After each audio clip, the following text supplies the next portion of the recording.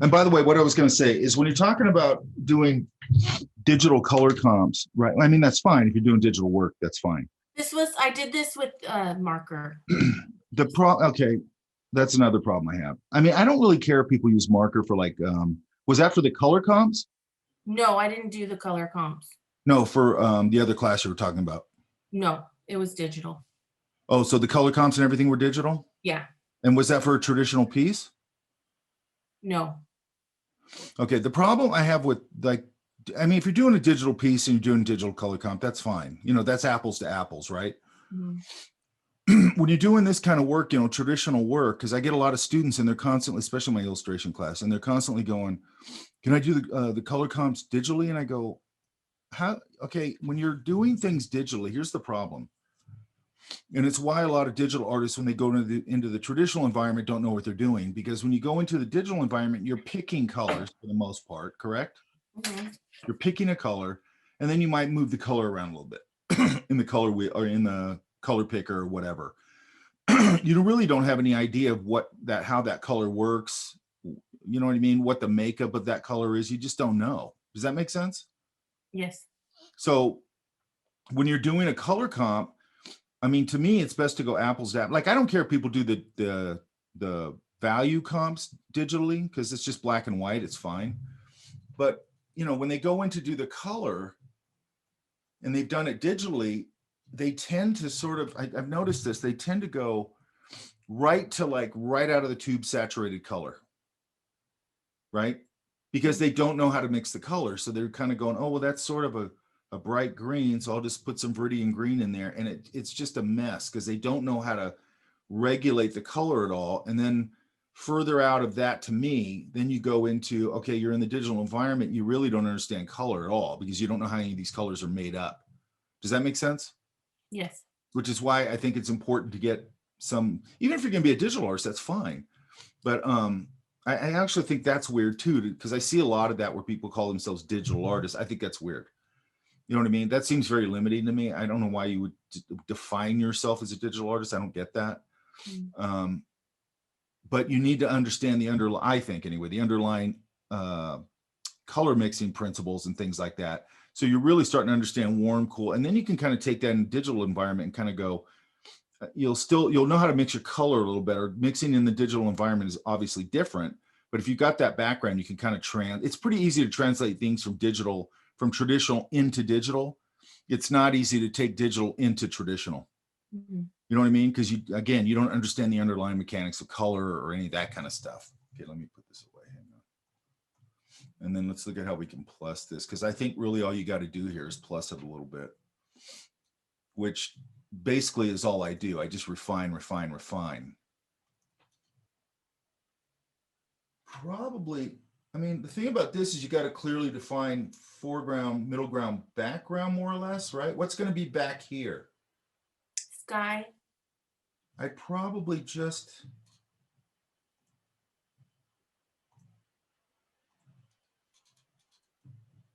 So with the colors, that's what you're defining, or are we defining light and shadow?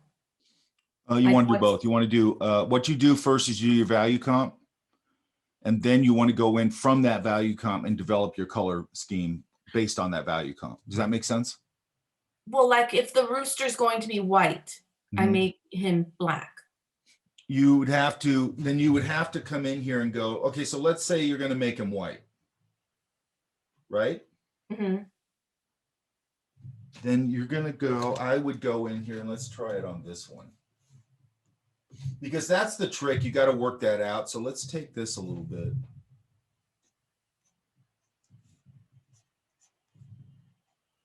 I don't have to make him white, but he was white. Yeah, You know. I would make him whatever looks cool for my illustration. Okay.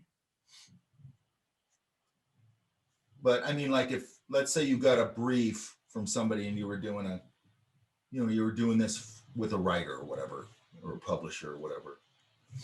And they said, that was an important characteristic of the rooster, then I'd have to deal with it, right?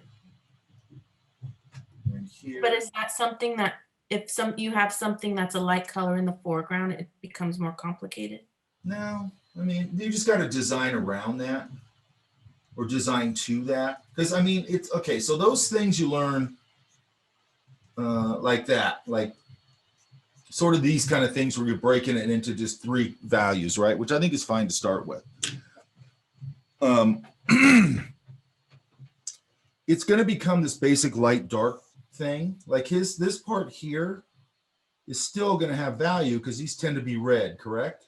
Right. So make sure I'm on a second layer. Yeah. So I've got some value there. You know, there's usually some variation in their plumage, right?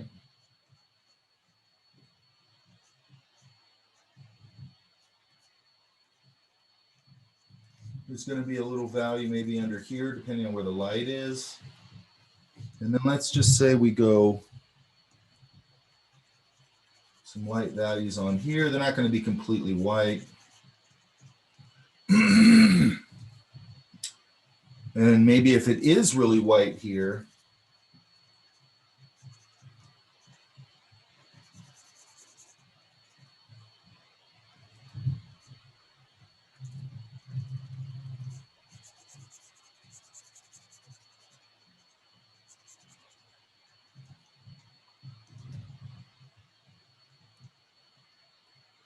I'm going to go a little darker. I think the beak has a little bit of value to it.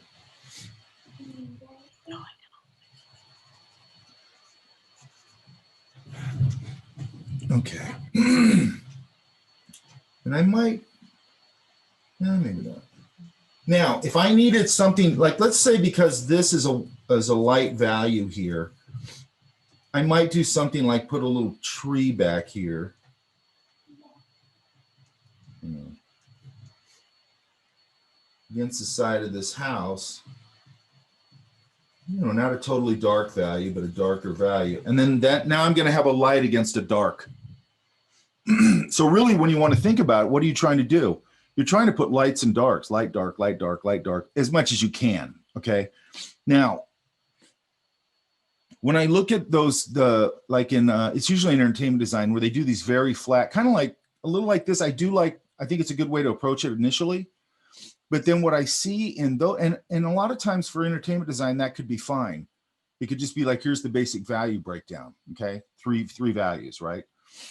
What they're not learning, I think, beyond that is like, okay, now you've got to fill in the range of values between those. That's a really good way to break it down into 3 shapes, which is great.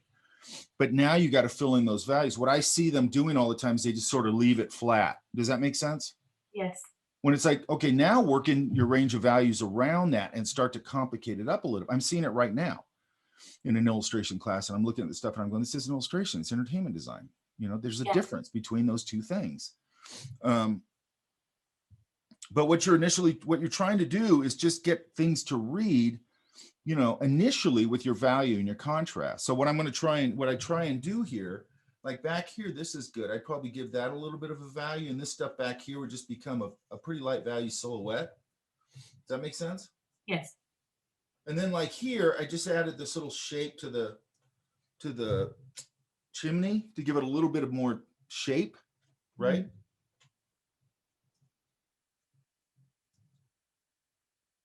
Then I would give a little, and I know these are just comps, but I'm just talking about down the road here now.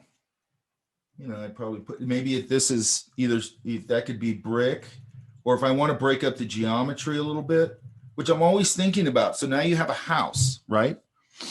So now I want to break up the geometry because I have a lot of geometry there, like a hard edge geometry, correct? Mm-hmm. So in order, maybe instead of doing brick there, maybe I come in here and I just do stone. So I get some more geometric shapes in here. Mm-hmm.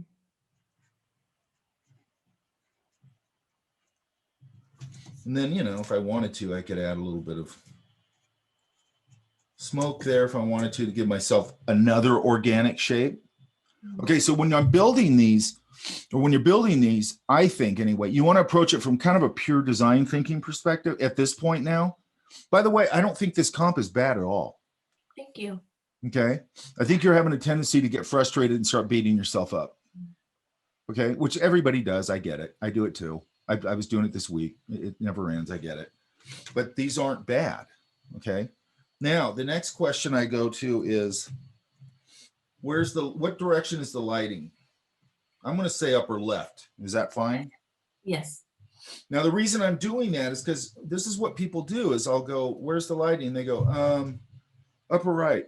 And I go, okay, so all the light is shining on his behind and on the secondary part of the house? Mhm. That doesn't make any sense. I want probably the light to shine down here and light up the front of this house and light up the front of the rooster. Yeah, and that area is west. So that would be. So here, if I know that, then I can come in here and start to go, depending on what color this is. But I got to light it up a little bit relative to the other side, right? Mhm. So I just want to get some light value on here. Like I can light up that plane, darken up this plane a little bit. Probably get a little bit of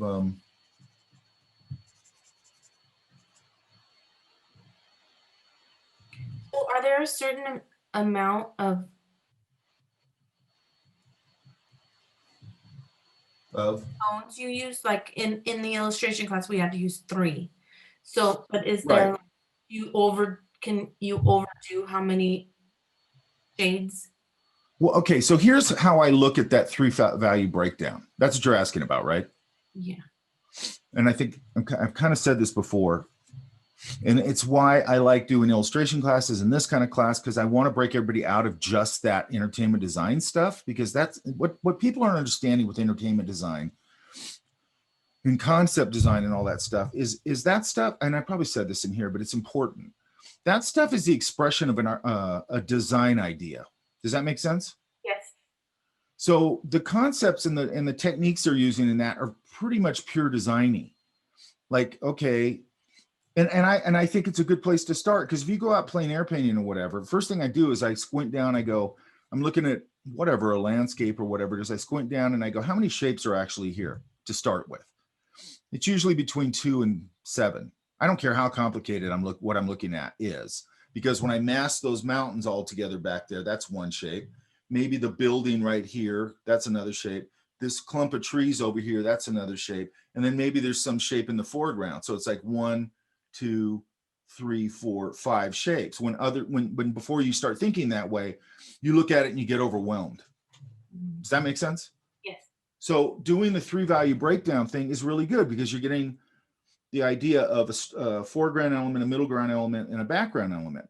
Now, what tends to happen there, okay, so that's a design idea. So if I was showing that to an art director, it would give them a quick read, very simple read. They're usually really small, multiples on a page, and they kind of go, okay, I like that, I like that.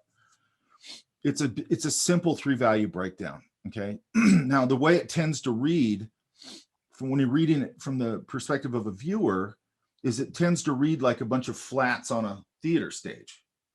Does that make sense? Yes. So each one, it's very flat. The problem I have with that is that that's fine for that type of thing. But then when I go in and I want to, now if somebody said, okay, I like that, develop that up, then I would go in and start doing kind of what we're doing right now, which is what's important here is you basically have sort of a dark middle back. That's fine, right? The other thing with that sort of thinking is that the class or whatever it is, the teacher, whatever, sort of leaves it there. And it's like, okay, everything doesn't fall into this category. Everything doesn't fall into this simple, very dark foreground, lighter middle ground, lighter background, right? I can go right out back here. And a lot of times during the day, the sun can be out there, even out behind where the hills or whatever. And then the foreground elements will be lighter. Okay. And it becomes another thing that I have to break down. And it's not a bad exercise to get in your sketchbook, get a couple of markers and go find things like that and just do little quick studies of those where that whole idea changes, where I got a light foreground. And like I was looking at the other day, there was this really light bush in the foreground. Well, and nature 90% of the time will hand you this stuff. Then the foliage behind it, because of the way the lighting was, which is, I don't know, probably 40 feet away from the foreground element, it was, it's all a little darker value. So what does it do? Now I got a mid value thing right there in front of it, and it pops that lighter value into it, out of it, because it's sitting in that dark value. Does that make sense? Yes. So when I'm looking at things like that, that's why sketchbooks are so good. When I'm looking at things like that, I'm cataloging it in my head. You know, I'm putting it down and going, I can use that. That's a different type of lighting thing.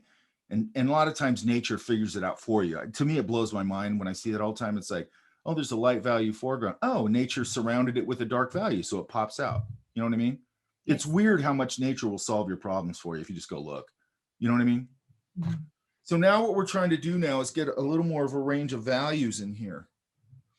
And now I could probably go, like maybe in this interior a little bit, let's pop, I could start to pop a few lighter values out where maybe the sun's hitting them a little.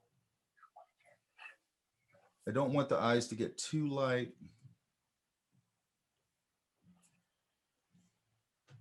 And not too dark.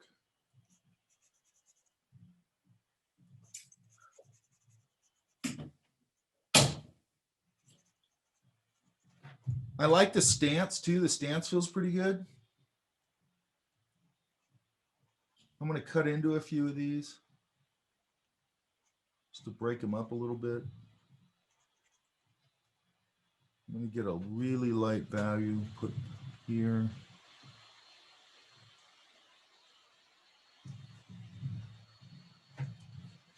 Okay, and then here.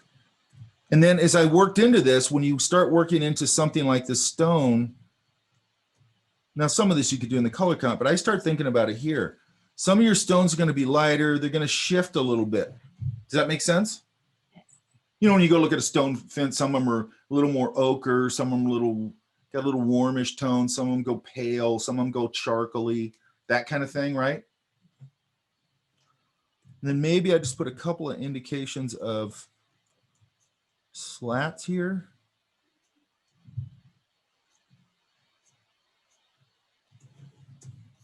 And then for sure, I'd put some indication of a little bit of, and again, I know you're just thinking big shapes.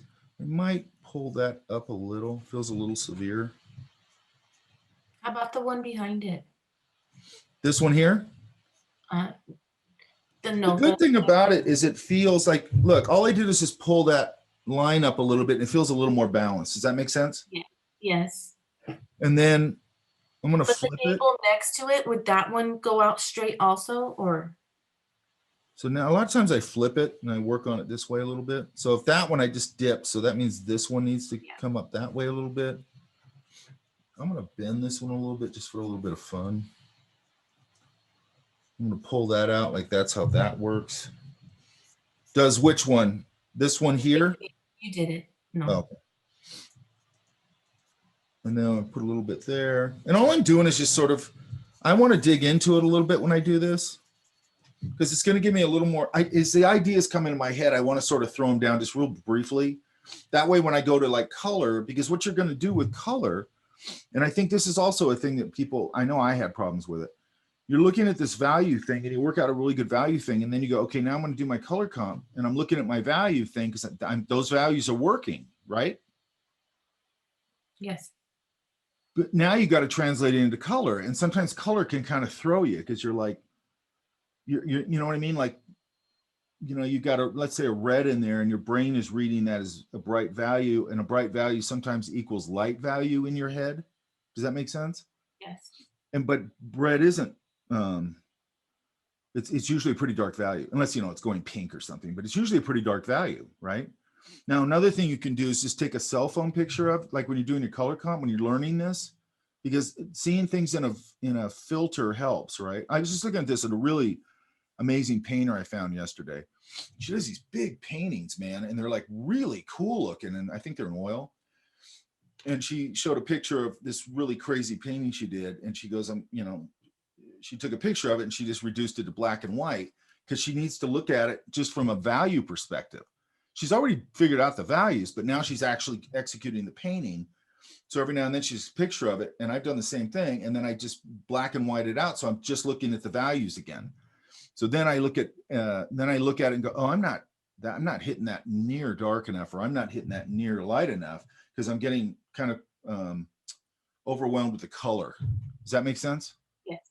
So like when you're trying to match the value of a value comp, in taking that into a color comp, you got to translate. That's why you need that value comp first, because if the values don't work, nothing works, right? The composition doesn't work, nothing works, all that stuff, right?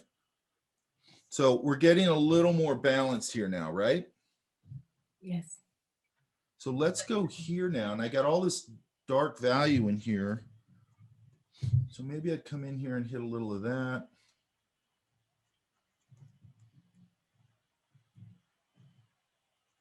Maybe hit that.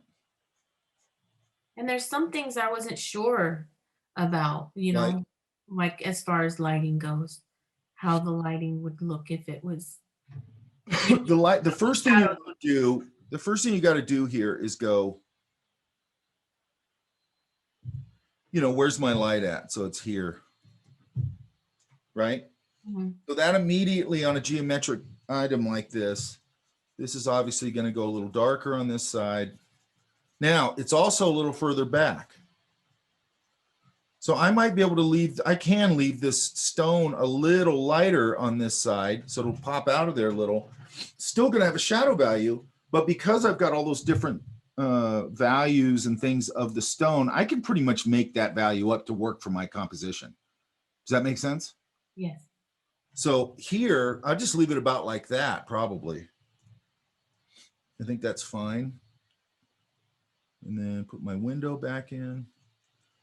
And then I like to get, you know, yeah, it looks like you did. I put something in there. And what I'm trying to do is just make sure I've got enough shape where it's interesting. That's all I need for back there. And it can be pretty reduced. It doesn't, I don't think it needs to be a whole lot more than what we're doing right now. Now I'm playing around with putting these like maybe big stone pavers here. So like as far as like the porch and the front door, I don't need to do a lot of detail there. I wouldn't. That I didn't want to, but I No, you didn't know. don't. You can just do what you did there and sort of shadow out and just indicate a few things. Okay. So I might darken up this door in here just so I know it's a door. What I'm really trying to do is give the viewer enough information that their brain will fill in the rest of it, but not too little information where it feels unfinished. Mhm. Okay, that's sort of the balance. I think always with illustration, design, all that stuff. It's just always that balance of you managing information is to how the viewer's reading it, right? Okay. So not too much, not too little. Let their brain fill a lot of it in. The reason that, like, you know, when people do that thing where they put in like every shingle on a roof and all that stuff, where it all of a sudden goes and starts looking childlike, is because A, you don't see like that. Okay. You need to leave some room for the viewer to, you know, fill it out in their brain. It actually feels more right when you do that. And I'm not knocking people who want to do like hyper realistic stuff. That's their business. I mean, I have no interest in it. I think it's Well, just, yeah, and I didn't want it to end up looking like Americana art, and it seemed like the more detail I put, I agree with you. it had that look, Yeah, you yeah. know? Yeah.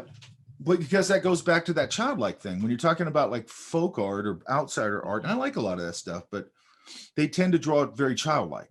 Mhm. You know what I mean? And then that means like doing the kind of mark making we do when we're kids with the you know, every shingle, every leaf, every little, because I remember when, you know, you probably remember this when you're a kid, people, and I still hear this all the time. People walk up to me all the time when I'm sketching somewhere and they go, I got, fill in the relative here, a son, a brother, a nephew, a blah, blah, blah. And they're amazing at art. Their stuff is so detailed. They always say that, you know what I mean? Like that's the thing. And they always say they could draw a photograph and it looks just like the photograph, when you kind of go, "Oh, okay. You know what I mean? Now I get that when kids are doing that and they're showing promise in that, and it's good to learn how to do that, but like you're probably never going to be employed doing that. Does that make sense? Yes. Like just copying photograph. I mean, who cares, right? You already have the photograph. What's the point? You know? Okay. So look, see how we've added a little layer of overlay to that background? Yes. And it's just kind of giving it a little bit of finish. Does that make sense? Yes. And then we started playing with this guy. And if the light's over here, I can get away with, on this side, I can get away with getting a little darker in the value. I might cool that off a little bit with my colors. Maybe out here it's a little warmish, and then it kind of cools off out here.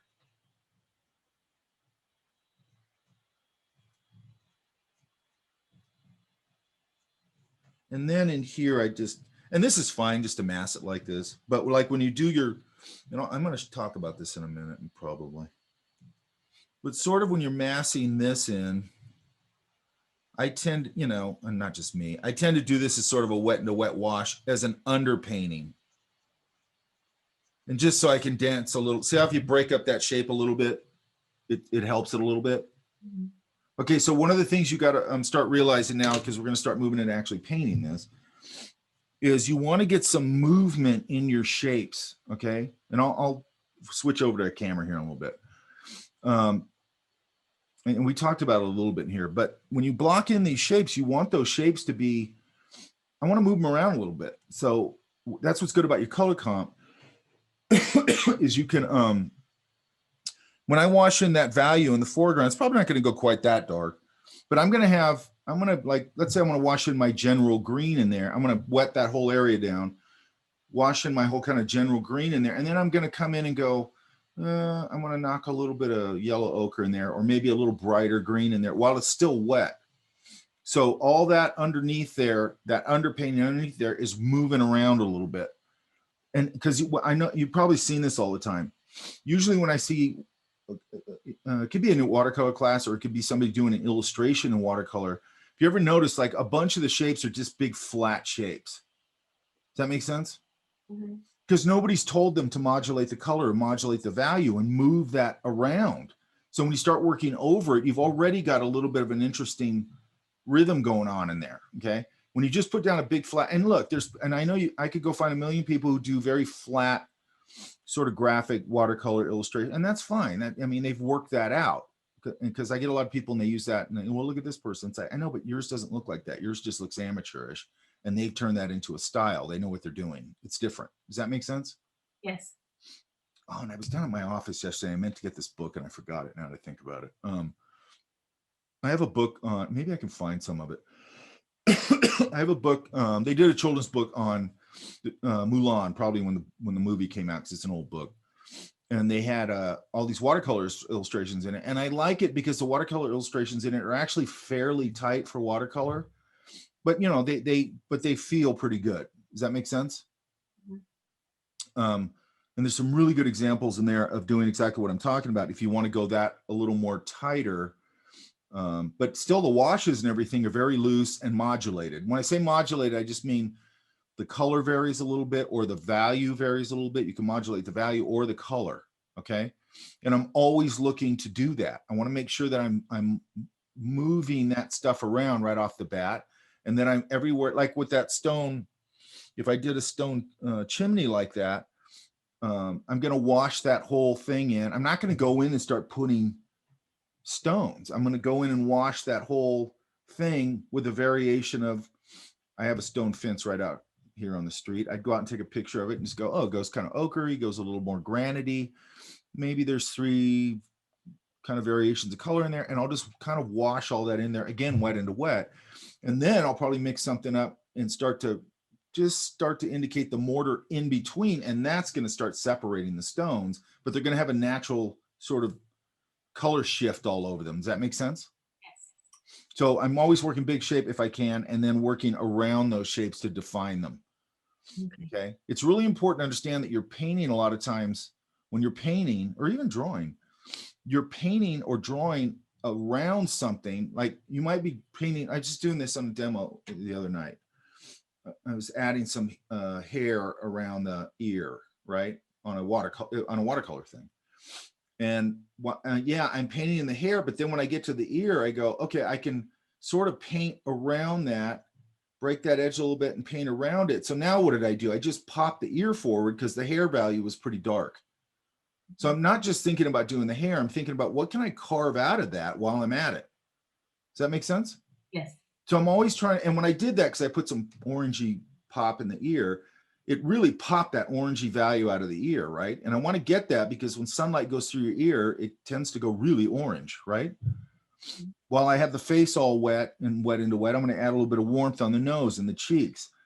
Why? Because it'll just it'll just wash into the overall shape, and it won't feel like like I put rouge on their cheeks. Does that make sense? Yes. Because that's what I'm trying to manage when I lay in the first washes. I'm trying to just sort of, I'm thinking ahead and going, I've got to set this up. Does that make sense? Yes. I'm trying to think, and after a while it becomes second nature. When you're first doing it, especially with watercolor, you got to kind of think it through and just going, okay, here's my first move is all these like nice washy modulated washes, right? Mhm. Hang on, I gotta grab one more screenshot. Okay, so see how it's starting to come up now? Yes. So like he's on top of a brick wall. So the top of the brick would be a different tone than his foot, right? Oh, I see the brick. I didn't see the brick. And then there's plants around it. Yeah, I would lighten some of this up. It's pretty dark. So I'm just going to go. So I would lighten some of that up. Again, brick can really change. I have brick out here in the living room. Can go that really charcoaly color. It can go a lot lighter and orangey. It can go, and then, red, brick red. Does that make sense? Yes. So I've got a lot of leeway there with brick. I mean, there's so many different kinds of brick, right? So basically the nice thing about brick is I can bring this up to where I need it to read. Does that make sense? Yes. And then also I wouldn't want this to, like what's happening here. See how these, I got a brick here, brick here, brick here, brick here. And it's starting to get uniform. Mm. I don't want it to get uniform. So I might come in here and find a way to break that up.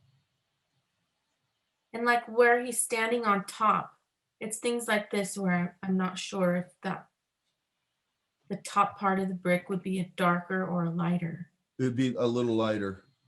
Now, again, oops, that's way too light. And the side, and the okay, so the thing here now is you've got a pretty, you can, again, this top brick thing, okay, because it's, it's a top facing plane, so it is going to catch some light, right? Yes.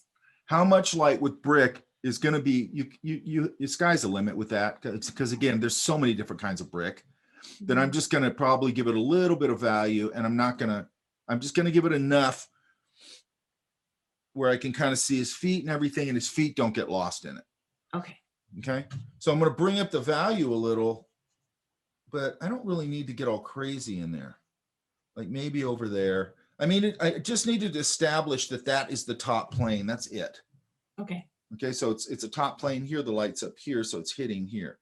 So a certain amount of this lighting stuff, if you haven't gone through the whole, that kind of thing, the first thing you want to do is just go, okay, I got a bunch of geometric forms, that are, have a, trying to get it right in the camera, that go just like that is, where this plane is, the light's over here.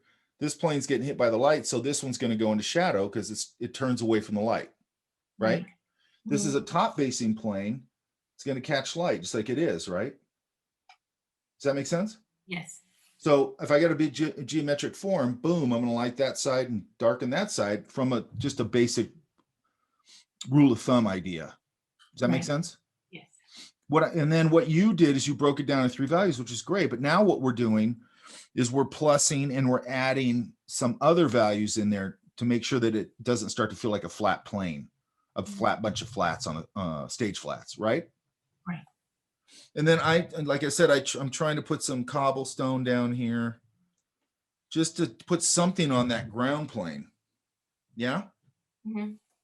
Then here you got some plants and things, so I might be able to kind of hit those a little.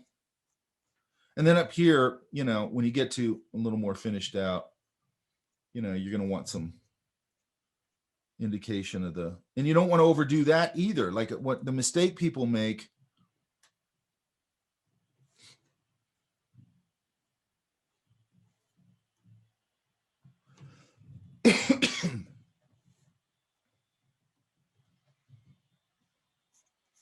They do a house.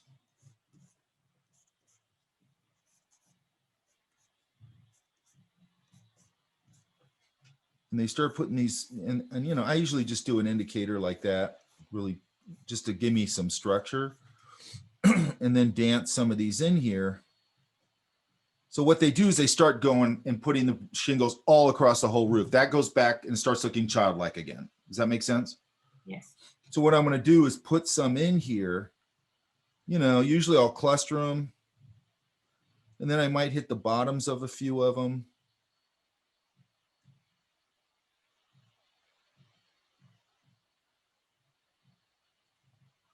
I'll break up this edge a little bit because they overlap. I'll break up this one because they overlap up here. And I'll, you know, if it's a children's book, I'm going to push these shapes a little more than I normally would. And here, and what am I doing? I'm getting a more interesting edge. I'm breaking up the geometry and getting a more interesting edge, right? Right. Now, when I wash in the color into the roof, I'm going to do the same thing. I'm going to go, what color is the roof? Let's say it's grayish. Okay, it's grayish. I'm going to add a little warmth in there, here and there. And when I do the wash in, it's going to basically look grayish, but I'm going to look around and go, I got a big green tree up here. Maybe I'll add a little green in there, like it's reflecting into it. And that's it. I'm not going to overdo it or anything. It just breaks up that color a little bit. Because when you look at something like we probably talked about this. When you look at like a big white wall in a house or whatever, yeah, you might read it as just white, but if you stand there and really look at it, you'll start seeing the color shifts, temperature shifts. Does that make sense? You'll start seeing how over that side over there, it's a little bit ochre, and then it moves over here and it goes a little cooler. And then you kind of go, what is the cool? Is it a little purpley? Is it a little bluish? Okay, it's a little bluish. So that means it's not gonna just be blue out of the tube. It's gonna be blue, and then, or ultramarine blue. Maybe I'll throw a little burnt sienna in it, which is basically an orange, and its complement, and I'll knock it down and neutralize it a little bit. And then I'll just do a thin wash on the wall where you barely even notice it, but it makes all the difference. Does that make sense? Yes. So we're always trying to modulate these washes all the time, and value. That's what starts to get the things moving. That's what starts to get the thing. It's like if you look at this, we're plussing this up, but I really haven't done a whole lot on it. I fixed a couple of lines, and now I'm just adding some design ideas on top of it. But I mean, they're all simple ideas.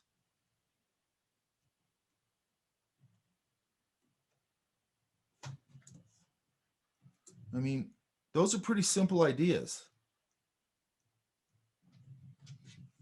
And you're starting to get a value comp that I think will probably work. Does that make sense? Yes.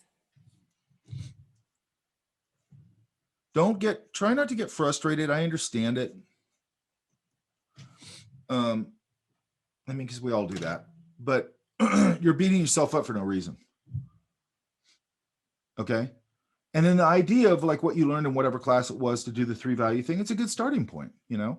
And if it's an entertainment design thing, it might be the end point too. I don't know. But when you're going into this, when you're talking about a picture book, or, you know, an illustration in a book of any kind, that has to live sort of on its own. Does that make sense? Yes. It's not just explaining an idea of, hey, Spider-Man lands right here. So I got the guy landing on the ground and the whole city's on fire because they're having this big epic battle. So there's the city back there.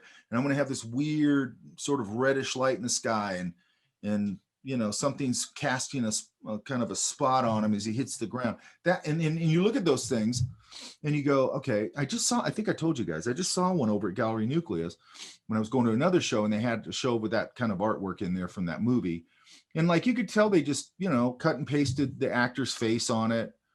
You know, there's a lot of photo bashing going on and everything. And I look at those, and as a design solution, it's interesting to me.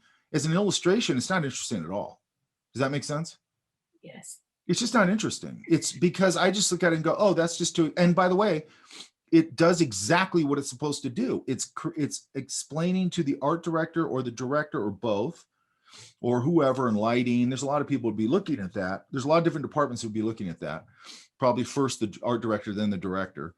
And the director's going to go, I don't know about that red sky thing, or, you know, whatever. And they'll change stuff. It's just a document really to have a conversation and to solve all these problems and to express what the director has in his head before they ever spend $200 million making this thing. You know what I mean? It's all got to be nailed down.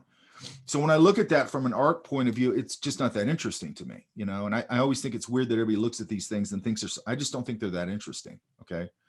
Because I don't know that that's really what they're for, you know. To hang them on a wall in a gallery is weird to me, other than to go, you know, look at them as a design expression. That's interesting and everything. But I think people are looking at them almost like they're really cool paintings or really cool illustrations. And I don't really see that. Does that make sense? Yes. This has to live on its own, where a kid opens that book and is enchanted by that world. Okay. I don't know that a kid would be all that enchanted if we cut and pasted a bunch of, like, took a chicken and cut and pasted it in Photoshop and took a picture of some barn and started photo bashing all this stuff together and filtering it and all that. I don't know that that would be all that warm and inviting. You know what I mean? Mhm. Whereas I think this can be warm and inviting. And then it has to be, I mean, we've all had those books. I had books when I was a kid where I was like, oh my God, I want to explore that world. You know what I mean? You know, this world they presented to you, I want to go into that world, all that kind of thing. Right. And then they have a shelf life. I was just listening to an interview with C.F. Payne about, because he started doing children's books, but he's a monster editorial guy. That's what he's done his whole career. And he's, you know, he's legendary. Right. And then he started doing children's books, and he goes, I've been on this cycle of, like, because editorial is very timely. He goes, right, I have to get these things done really fast. And then he goes, how am I? And then he goes, and then you go into a children's book and it's not a sprint anymore. It's a marathon. He goes, I might have 9 months on that where I can actually breathe a little bit. He goes, and people, I guess because they're basically coming to him for his style in that world, he goes, they're not really bothering me. They're not coming to me and going, hey, can you make a bigger head to make it funny and do this and do that, which he doesn't want to hear anymore. Right.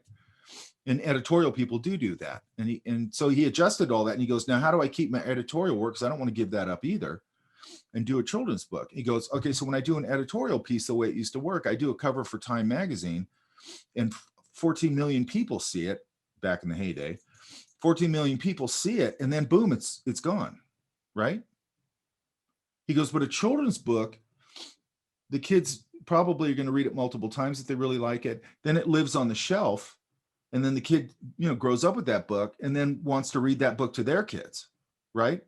And it's a lot of times it's the same book. That's part of it, right? So you're creating something that's much more timeless and has much more of a life. Does that make sense? Yes. So, that's why the artistic styles of them are so much different. It's illustration. And I'm seeing right now there's this, there is a marriage of illustration and things like concept art and all those kind of things. There is, but you just got to separate those two things. You know what I mean? Mm-hmm. And I get a lot of what you just described, and what I've been seeing a lot is sort of this idea of illustration, but it's like, it's not illustration, it's entertainment design. Okay. It's going to be very rigid. Children's books to me shouldn't be rigid. I think they should be warm. I just think they should be inviting. Okay. By the way, they just stopped printing some Dr. Seuss books. Did you hear that? Mm-hmm. Yeah. Yeah, I heard that. I don't know how I feel about that. I don't know what's in them, so I shouldn't say anything about it. All right. Does that make sense, Elizabeth? Yes. Thank you. Hang on. What else do we have here? Now, so bring in some of those design, like this is a little tilted, like we just said. I might even bring that out a little more. What you got to do with your photo reference, sometimes they have this kind of, so I'm always looking for things that I can go, what makes the shape a little more interesting? This probably, sometimes I'll bow things. Mm-hmm. And then when I get into the drawing, I want to make sure that I get some of that nice looseness in here. And like the windows, I don't need to put that much detail in them, do I? Or like I'm thinking ahead, I guess, because I'm like, I don't know what the windows should look like when it's painted. No, you don't want to put a bunch of detail in that. So let's look at. And is the window lighter or darker? In the daytime, it depends. Does it have curtains in it? Here's what I would say to that, because this is a daytime. What I would say to that is, what do you need them to be? Because to be honest with you, you could kind of make them, if you need a darker value, you can make a darker value. Now in the daytime, it's probably going to be a darker value unless there's curtains in there. Okay, so if it's just an open window into a room, that room, the lights are probably off. So it's probably going to be darker. Okay. Right.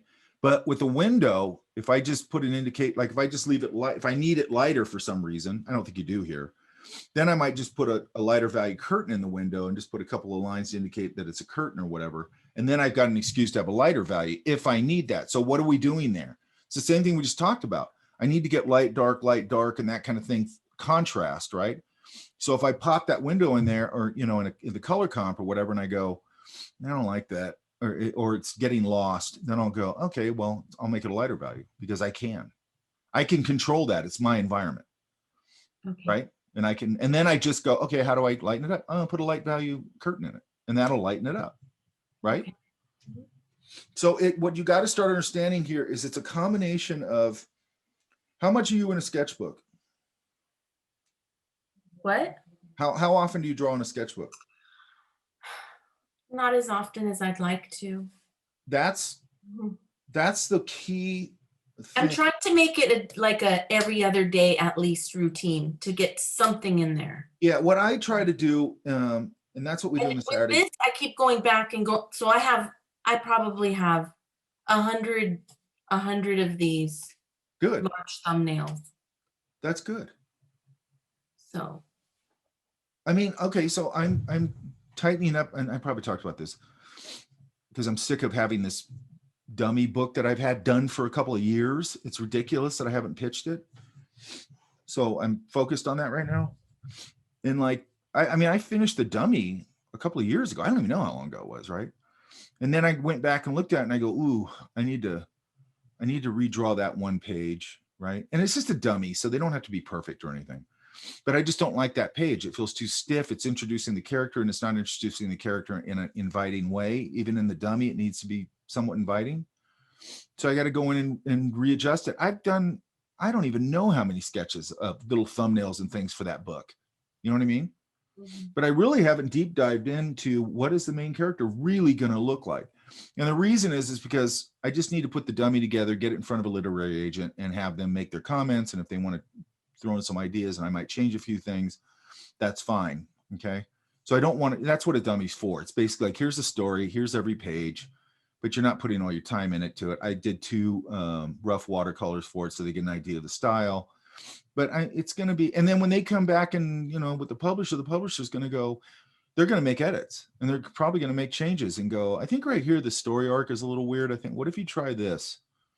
There's going to be that, right? And then they're going to probably have some editing comments about it and all that sort of thing. So it's just, you know, and again, I've done a million sketches for it already. And now I'm looking at it and that's the danger of hanging on to this stuff too long. And now I'm looking at it and go, I should redraw that, and I should redraw. And I have to stop myself and go, you don't need to redraw all this stuff. Most of it's fine. You just need to redraw this, this, and this.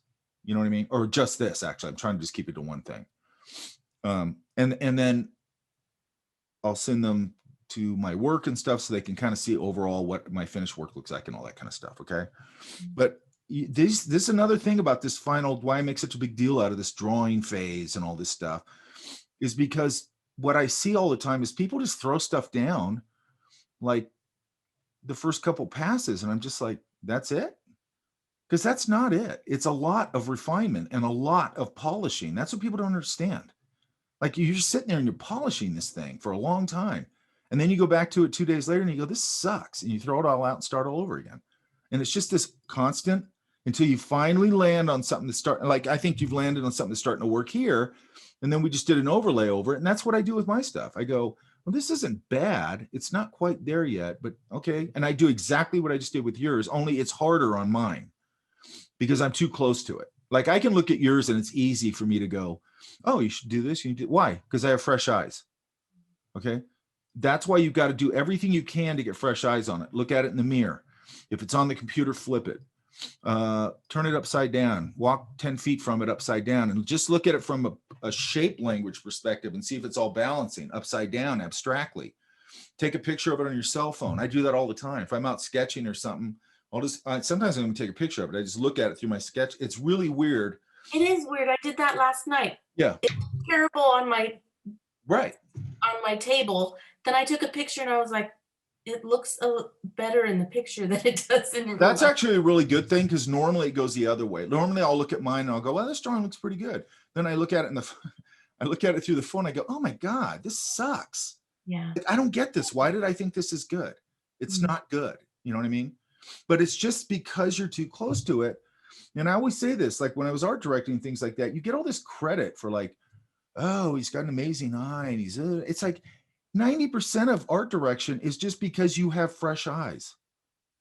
You know what I mean? It's just that you're walking up and you can see all the obvious, not just problems, but the possibilities, because you haven't been looking at it for 2 days or a day or whatever and sort of exhausted your thinking on it. It's sort of like when you're working on a team creatively, and you usually are, even CF Payne, the guy I was just talking about, he's still working with editors and stuff, right? Mm. But you're sort of running this, whatever, marathon or whatever. And when you sort of exhaust your ideas, that's when you toss a baton off and the other person takes off with it. That's the art director, or it could be a team member, like where you just go, hey, so-and-so, come here, look at this, man. And they come over and they go, that's cool, man. But why don't you put a flame right there and then warm that side up right there? And you're like, why didn't I think of that? Because you've been looking at it for 8 hours and you sort of exhausted your thinking, and it's hard for you to get out of your own ideas now. And I Right? just want to be better and have more skills. So it's like, The number one thing I can say about that is to do what you're doing now, which okay. is I'm trying to give you a lot of methodology. And I know I get into the weeds on all this stuff. I don't care, because I think you have to. Does that make sense? Yeah. I think you have to. This is not, for me, it's not playtime. It's like, this is not easy to do. It's hard to do. And what I'm always trying to do, and I say this over and over again, I'm trying to give you a solid methodology, so then you can start doing it a lot, but you're doing it based on a solid methodology. Because if you're doing it not on a solid methodology, I don't know that doing it over and over again helps. It's the same thing with sketching. It's like, everybody goes, hey, you get a sketchbook, go sketch. It's like, okay, wait a minute. But do you have any methodology around your sketching? Mm. Because otherwise what you start doing is you just start doing bad drawings and just keep doing That's bad what I'm drawings. afraid I'm doing. I feel like I'm stuck like that. You got to get methodology around it. Okay. If you notice, everything I'm trying to teach is this class, my Saturday class, illustration, those things are all very methodology heavy. Okay. Because I'm trying to, and design thinking heavy. Okay. Those are the two things that I'm seeing. I mean, I think a lot of our kids are really good about doing repetition and stuff, but I just want to make sure they have a solid methodology around the repetition. Does that make sense? If you don't know, like so like in Saturday, because that's the easiest one for me to make it an example of. So people, and I did this, you start in a sketchbook and you just don't know really what you're doing. Okay. And then I have old sketchbooks. I'd like to find them, even though it'd probably be painful to look at. Before I was trained or anything, and I was drawing in there, they're really probably super crude, really don't understand anything about anatomy or design or any of that kind of stuff. But then once I got that, basically Norm, I went Norm's class, Norm goes, here's how you break down shapes. Like, he just taught me how to see. It's all about seeing. Here's how you break down shapes. Here's how you see that thing. Here's how you break down the scene. And then once he gave me that methodology, and I was just in my sketchbook all the time, repeating it and looking at stuff from life and repeating that really strong methodology, then I got better really fast. Okay. But if you're just, or if I see people all the time in sketchbooks, and then you open up a sketchbook and what is it? It's a bunch of superheroes. It's a bunch of, I don't know, Disney characters. I don't know, whatever, just like pop culture stuff. And they're badly drawn. And it's like, you don't understand that the person who drew that thing that you like so much has a strong understanding of anatomy and design and sketching and all that stuff. And that's the end result, is that. And they're looking at the surface of it and copying it. And it's like, you don't understand the underlying fundamentals under it. Does that make sense? Yes. It's all about the fundamentals and learning a solid methodology. Okay. Just like Camille, the one I always show you guys, her work from last semester in this class. It was really good. And I just saw her on Facebook, or not Facebook, on Instagram, and she's doing another one, right? Because I told her when she got done with that class, I go, you're really good at this, but now you need to just go do, and I've told her this before, you need to go do 1,000 of them. And she's doing that, she kicked ass on this project. And now she's doing another one, because now she's sort of going, I think I'd like to do like this kind of work, because it makes sense to me. She doesn't seem like an entertainment person to me. She seems more like somebody who would like to do children's books. And then when I was talking to her, that's what she said. She goes, I really like this. And I go, well, then pursue that because you're good at it. You know what I mean? But now you got to just do it and do it and do it and do it and do it and do it and do it. And they will get better with a solid methodology around them. Does that make sense? Yes. So it's those two things together. Okay. Now, when you get into a sketchbook and draw observationally, I think it's got to start observationally. I think if you go straight to stylization, then you're going to be in trouble. You know, like again, like if I was somebody called me up and goes, hey, we want you to design a rooster character for this. Or if I was doing a children's book, if I had the time, I'm going to go to my sister's house and draw a rooster. She's got roosters over there. Or wherever I can find a rooster. And I'm just going to go over and draw them. Just draw them. Because then I'm going to get used to the shape language. I'm going to see little characteristics they do. I might see a funny expression that I never knew they do. Who knows? You know what I mean? I'm going to get a really solid understanding of the fundamental shapes. And then I'm going to go home and then I'm going to jump off the cliff and start stylizing. Does that make sense? When I was doing my children's book, I would go sit at the dog park and draw dogs running, draw dogs sitting, draw dogs doing silly things, seeing all this stuff. And I love dogs. I love watching them all the time.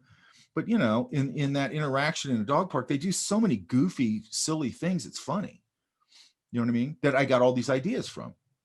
You know, I got ideas from an ex-girlfriend of mine. She had a dog that, you know, went ape crazy for string cheese, right? Like all dogs do. But there's just something in the book about that, right? Okay, so on the drawing, because I think all you got to do here now is just go, and you don't have to pull it out this far. And by the way, part of the reason, why am I pulling and also this, okay, so here's another thing, just from a design perspective, because I see this all the time. See this edge right here? Yes. So it feels like it's made out of paper. Like, have you ever seen a roof that just has it's this thin and it just ends? No. Right? You haven't, right? So there's going to be a little thickness here, and that's part of the reason I'll use some of the overlay, you know, these shingles overlap each other. And I know and it's a children's book. I'm going to stylize it a lot. And then, you know, some of this stuff, I don't want to overdo this. And again, I'll hit a couple here.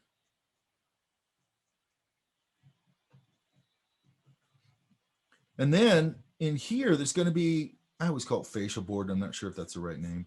Yeah, that's the right name. You know, this here. And then maybe there's like a little, you know, I don't need that. Maybe here, there's like that little board there. Sometimes on the edge of an eave, like here, you know, you'll get this, and then you'll get this. The little, you know, whatever they're called, the little eave, whatever that's Rafter called. tails. You can see I'm a very handy guy. I don't know the name of any of this stuff. They're called rafter tails. See? Very proud of myself yesterday, though. I fixed the shelves out in the living room or the kitchen.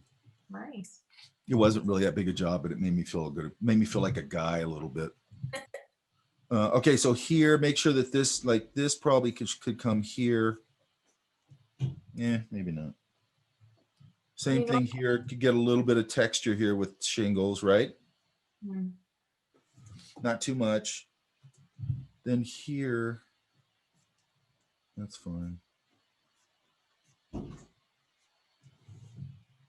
So you always want to make sure, like with this is a transition thing. And it's something, again, it's something that I see all the time. I cover that a little bit. If you want, you can put something down here. It doesn't have to be that. It could just be texture. It could be a dirt road, and you do it in the paint. Like you could throw down a wash here and do like a dirty, you know, like a little ochre and some burnt sienna maybe might be enough, like fairly thin, not too dark. And you could wet wash it in here, vary a little bit of the color again, throw some salt in there, and then let it dry, and then knock the salt off, and it's going to have that nice texture. So it could just be that, right? It doesn't have to be cobblestones or whatever, you know. And then I might just put a few indications. Oops, like we said, you know, some boards, and then again, whatever you want to do just to make that a little more interesting. And then, you know, whatever you want to do here, whether it's brick, but it's got to have something, right? Mm-hmm. And then same thing here. I'd mass a lot of this. Now, a good example of this foreground stuff.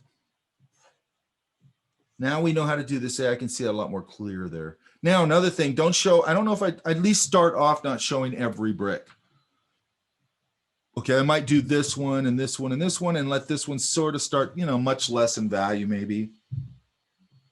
Because you don't want to start repeating everything as a shape. Again, that's part of the rhythm of just that sort of naturalness. Does that make sense? Yes.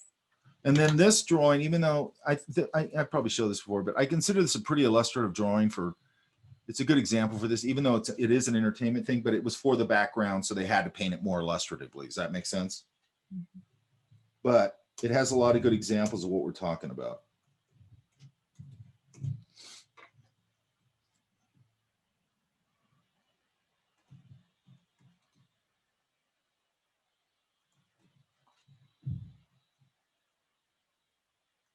So in this case of what you've got, here it is.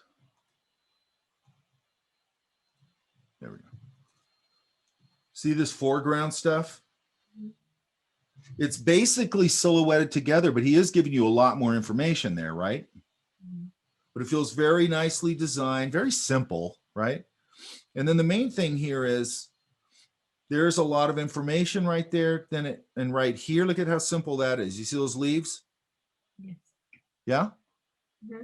And then look at like his, well, that's pencil. And then look at how this leaf idea then gets scattered out over here almost in a scribble way, much less, much reduced. You're not seeing that much of it. Does that make sense? Yes. And then it's becoming a textural idea. Then he dances it over here. And then when you get to here, there's a little bit of it being it, and then it drops off completely to mostly silhouette. Okay. This is a really good example of a very strong foreground, giving you a lot of information, and then it dropping off into the middle ground, and then a nice mixture of information here, but it's not a lot. Okay. It looks like a lot, but it's not. Light's hitting it here, lights up this side. This is getting that nice diagonal shadow. This knocks into shadow. Right. Look, dark, light, dark, light, dark, light, dark, light. It's everywhere. It's how he's separating everything. Okay. And it's just how everybody separates everything. Now, you don't want to just go dark light, dark light, dark light. It's not what I'm saying, but the concept is sort of that. Does that make sense? Yes. You know, and then there's variations. Look, this is a little darker. He's not going crazy dark in the foreground, but it is darker relative to this. And that's what you want to think of with that foreground stuff you have. You don't want to go totally dark, because that, again, that comes out of that entertainment stuff, where they always throw the foreground element almost to black. And it's like, okay, that doesn't work like all the time. You know what I mean? It works fine, again, in a design idea. And if you notice, you see that all the time in entertainment design, where it's like they design everything so they can do that, right? And they can do that kind of dramatic stuff in film design and all that stuff. And you can in here too, to a certain extent. But they'll put like an arch, right?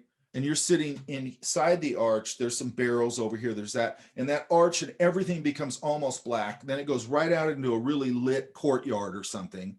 And boom, you've got this big contrasty thing. And that's great. You can use all those things. But when we come into the foreground of yours, it can't go that dark. It can go, but this reads as a foreground element. And it's not that many jumps up on the value scale to this, but it's relative, right? And then he's lighting this, catching the sunlight. And this feels like maybe it's under a tree or something. You don't need to explain it. There's just something that this is a little darker because it's closer, but it also feels like maybe it's tucked under a tree or something, you know, and then people will start drawing the whole tree. And I go, you don't need to draw the whole tree. That's just in shadow for some reason. I don't need to really over explain it. Does that make sense? Yes. But it's still a lit environment. So this is probably going to get just like he did. Look, he's got the top catching a little more light, and then it darkens up down here. It's very much like partly a realism thing, you know, when you're looking at an environment, but it's also partly I'm hyper controlling this. I'm God in this environment, and I'm controlling how the values are going to work. I've just got to make it believable. That's all I got to do. Does that make sense?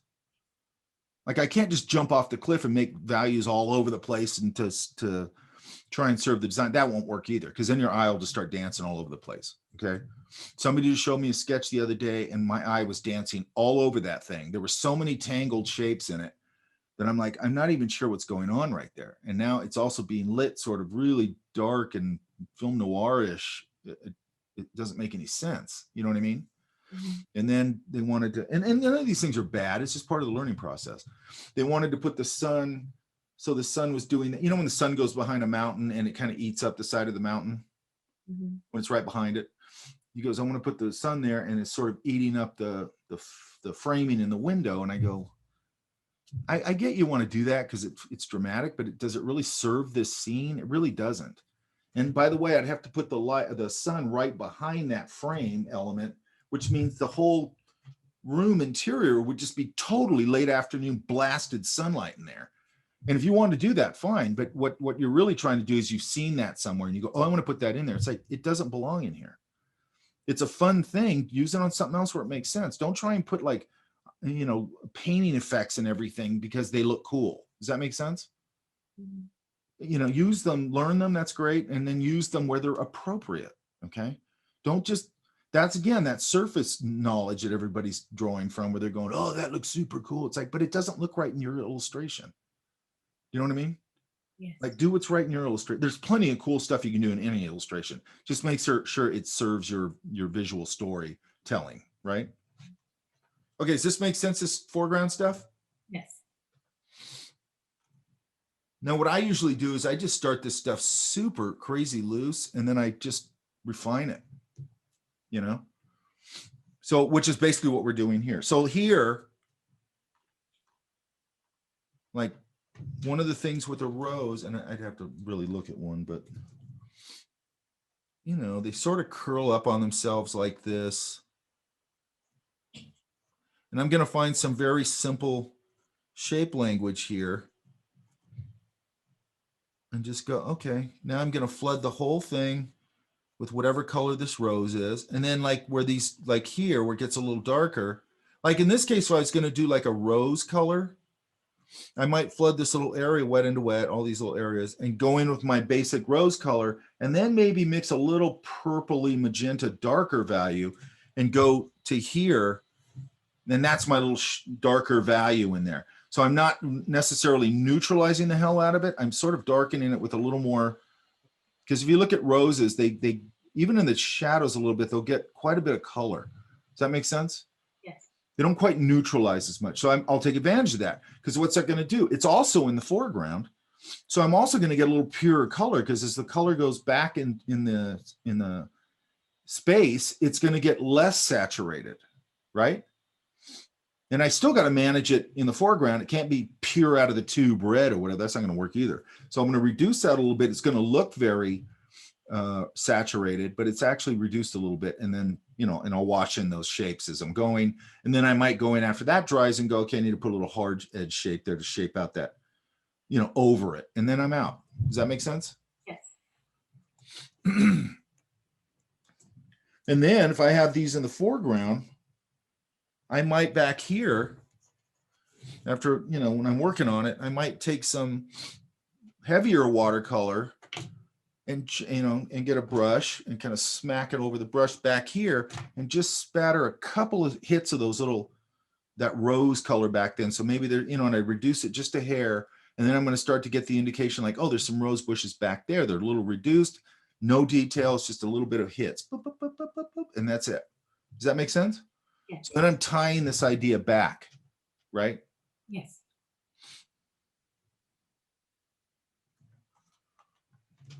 And then this guy just, I get him a little, I think he did it more here.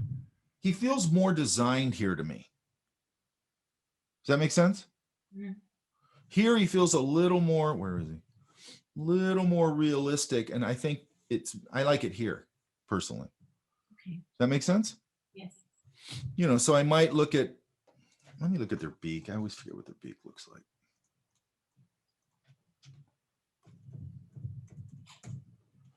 You know, and then I look at it and go, where can I push and pull? Oh, here's a really good one.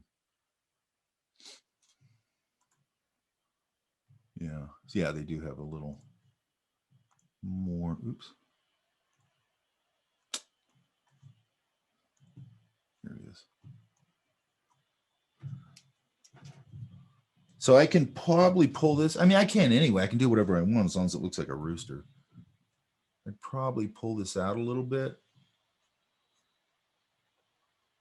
Why am I doing that? It breaks that silhouette and makes a bigger statement. Okay, especially with something like this, it's a kid's book or whatever.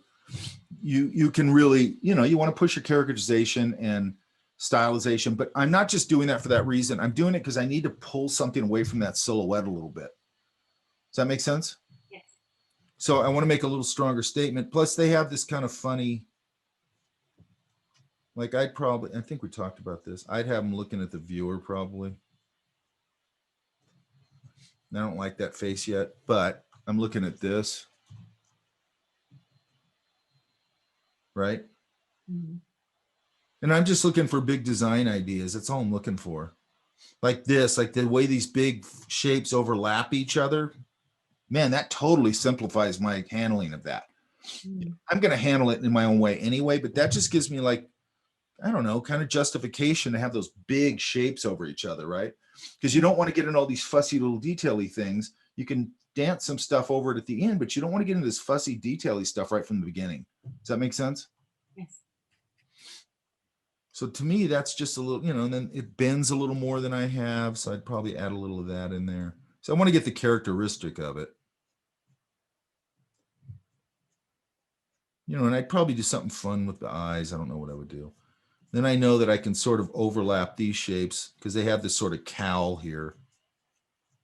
And that's too uniform. I would never do it like that. Like this, see how this shape and this shape and this shape and this shape are all the same kind of? I would never do that. Okay. I'd vary it. And I'd break it a little bit there probably. And then I'm not going to put them everywhere. I might do that.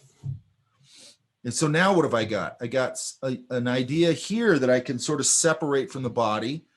This is laying over this, and then I can just put a little bit of indication down here. So now I can do the colors wash in here, the color wash in here, and then cool it all off right there. And I got 3 big areas that I can sort of organize that information in. Does that make sense? Yeah. And also I just noted, I don't think you need it here. I think it's fine. I might break this up a little down here. So if you notice, I'm always trying to, I don't like that. I'm always trying to break up silhouettes and things. Okay. It's just like a lot of people will do this when they're drawing a house. They'll go like this.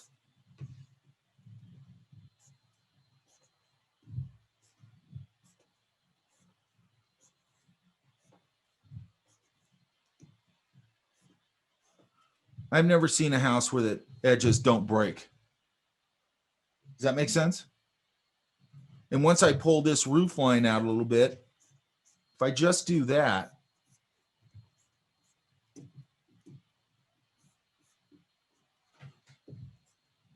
it already got more interesting looking. Does that make sense? Yes. And then if I go like we just said, and I go, okay, I'm going to put a big fascia board there.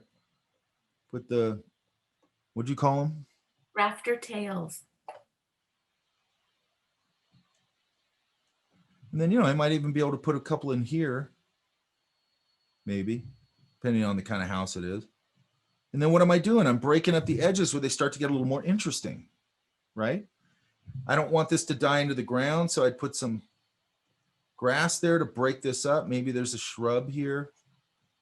Maybe there's a window.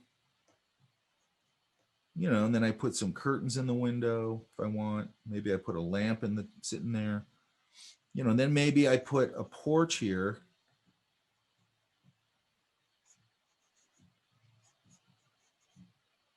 Maybe it's got a lower slung roof. And then, and then I got an excuse to put a railing on. Then I got an excuse to put stone right here. Then I got an excuse for this. Then I got an excuse for a railing. Then I got put the indication of that. Maybe there's that in there. Put a little bit of this, put a tree here. And it starts to get more interesting just because I'm breaking edges and I'm breaking up shapes. Does that make sense? Yes. And then there's a point where I just stop. You know, that's the hard part, is knowing when to stop, I think, right? You always hear people complain about that. I don't know when to stop. I've had paintings going, they're really cool, and I think, oh, it's done. And then I go, bing, and I hit a brush mark and I wreck the whole thing. You know what I mean? Because it's like, I can't get it back to where it was now. So now I have to forget about that and work around it and try and get it, you know, fixed or whatever. Okay, does that all make sense? Yes.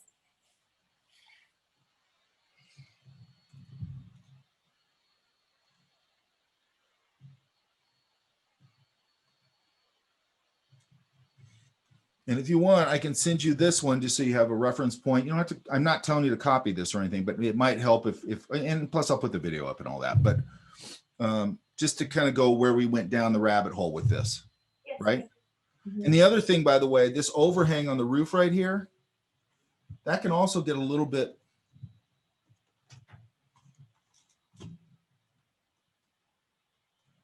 that's going to give me a secondary value, a darker value within my value, because right here, I can probably get a little bit darker on that overhang a little bit. And now I kind of broke up that from the roof line a little bit. Does that make sense? Yes. Now, what also happens in reality, I can do it this way, it's fine. But in reality, a lot of times the if I was painting this, yeah, see that? See that helped it? Mhm. But a lot of times what I'll do, if this is a very lit environment, the sunlight's going to bounce off here and up into that eave. Okay. So a lot, depending on the light and everything, a lot of times up under that eave, it'll get pretty warm, you know, and then depending if it's a light colored house, if that's a light color under that eave, it'll really warm up. Okay. And it's one of those things, man, like when you do those little things, all of a sudden it'll pop and it'll look really cool, because what people do is they go, oh, it's an overhang, so it's cool. And it's like, no, there's bounce light. And the thing I want to start getting through to you guys is the idea of creating a lighting situation where you're using the light to your advantage because you're creating it. And you're going, yeah, I'm going to bounce some warmth up in there against all that cool, and it's just going to pop. It's also going to look more natural, even though this is, you know, a stylized environment. Who cares? We can use things from the real world to light it and totally control it. What we want to do is take all those things and use them. What are we using those things as? Breaking silhouettes, overhang, value, and then temperature shifts and how the light bounces around in that environment. What are we using those are? They're all just design tools. Now they're just design tools. They're not quote unquote realistic. That's where I think you have to get that out of your mind. You're like, I understand how I'm understanding how these things work in the natural world, but now I'm using them just as design elements. That's how I look at it. I don't go, oh, I want this to look more realistic. I go, oh, I can bounce that light in there because I know it really does that. Oh, I can cool the top of that thing off because there's a blue sky up here. And I can cool all that off. And all those little things that's what starts to all make it look really cool and professional. Does that make sense? Yes. Okay. I talked your ear off now. Mhm.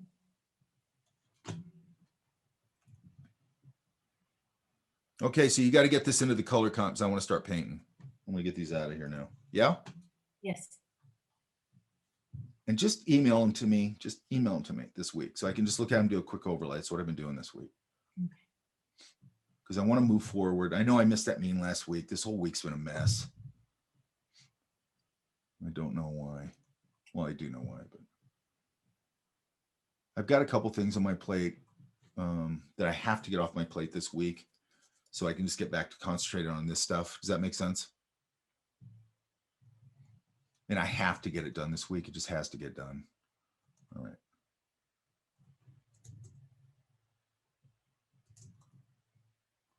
Lynn, where you at? You here? I'm right here. You got me another one where it's one of these empty files. See it? I think I re-uploaded it. That's better. I don't know. This one just gives me that. Yeah.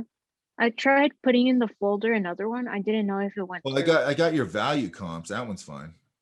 Okay. See? Oh, But, okay. That's fine. re-upload the color comps because that's important. I want to see those. Yeah, okay. I'll try. Okay, the value comps look pretty good. What's going on back here? Is that bushes and stuff? It's kind of like tall grass, what I was kind of imagining. Kind of So like I that. know when you guys are doing this, you're sort of, you're roughing it out. I'm cool with that. But I would start to, you got to get at this point now, you got to figure out how that's going to be stylized. Yeah. Is it going to be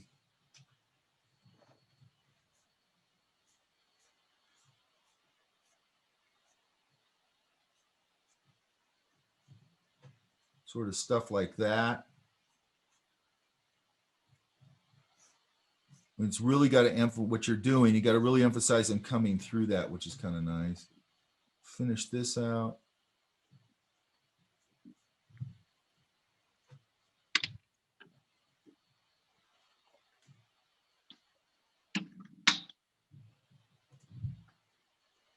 I might make a bigger statement with the eyebrows being up like that.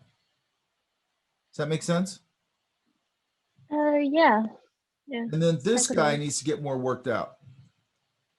I think that the dragon looks Yeah. pretty good. Oh, okay. Yeah. And I think then, I spent I a bit make a more little time on bigger, him. like with the nostrils, I might do that little overhanging thing like that. Just to get a little more, and then this could cross over that line maybe to put that shape in front of that shape.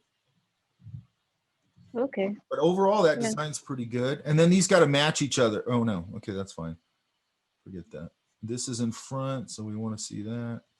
We always watch these transition or those endpoints right there. People tend to do them really sharp.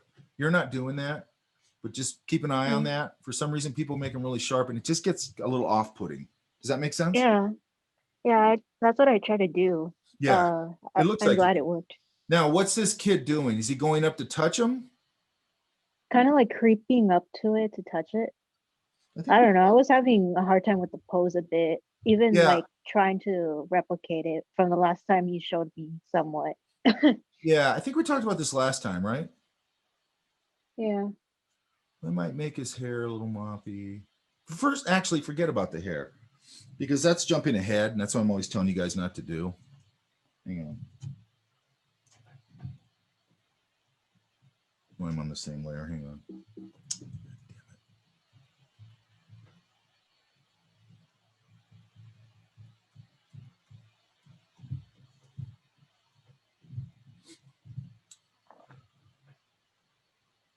So you might have a little bit of an unnatural pose, because this is like a weird. And again, a lot of times I just work these out. Maybe this hand, let's see.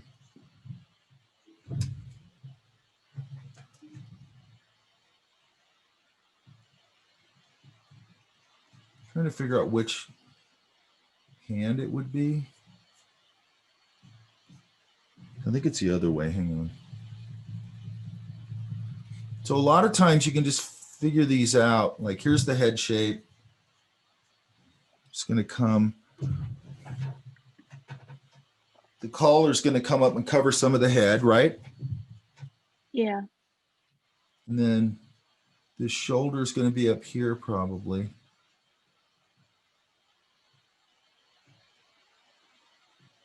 That hand's a little too big. That's okay for now.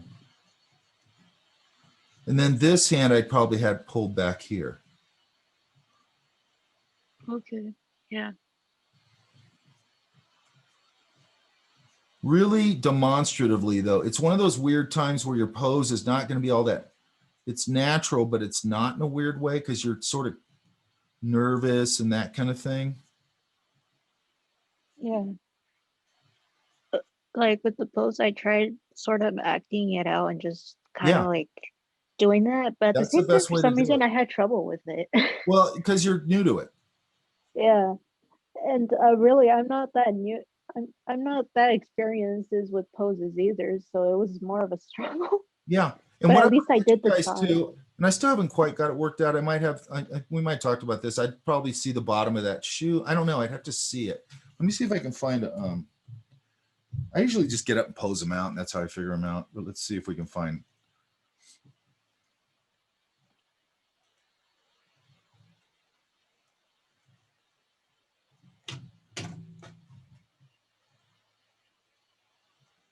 Assume what's in chat. Hang on. No, that's fine. Okay. So let's see.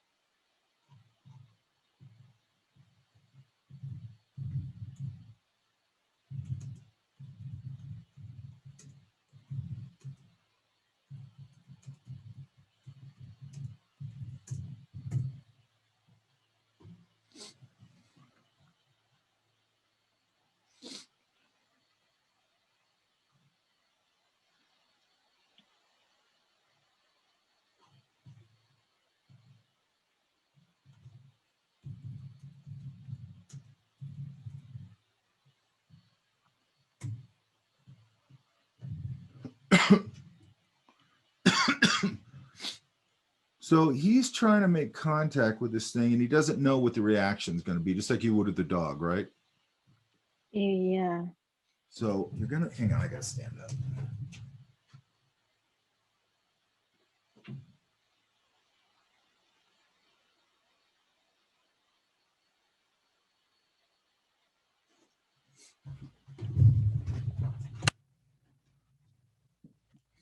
So you're you're close. Mm. He's a kid, so I'm going to keep his proportions a little. The reason I'm trying to get this hand out is I just realized, you know, it's got to be that, because you're doing that when you're doing it with the dog, obviously. You're kind of slowly, you know, trying to get close to him without freaking him out, right? Yeah. And I just noticed that the other hand sort of does this also, this weird, like both my hands were sort of like this one, and then this one was up here, just sort of, because you're not really concentrating on this one. Does that make sense? Yeah. And Yeah. That, I guess that makes more sense. And then maybe, now I could do it that way. And then I noticed, then if I turn his head just a hair, or his whole body just a hair, I can get a little more, just an indication of that nose. That might help a little. And I know I'm making too much of an adult. I get it.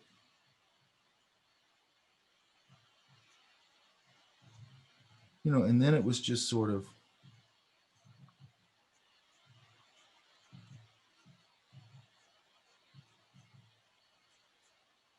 actually both the feet, my feet were planted flat.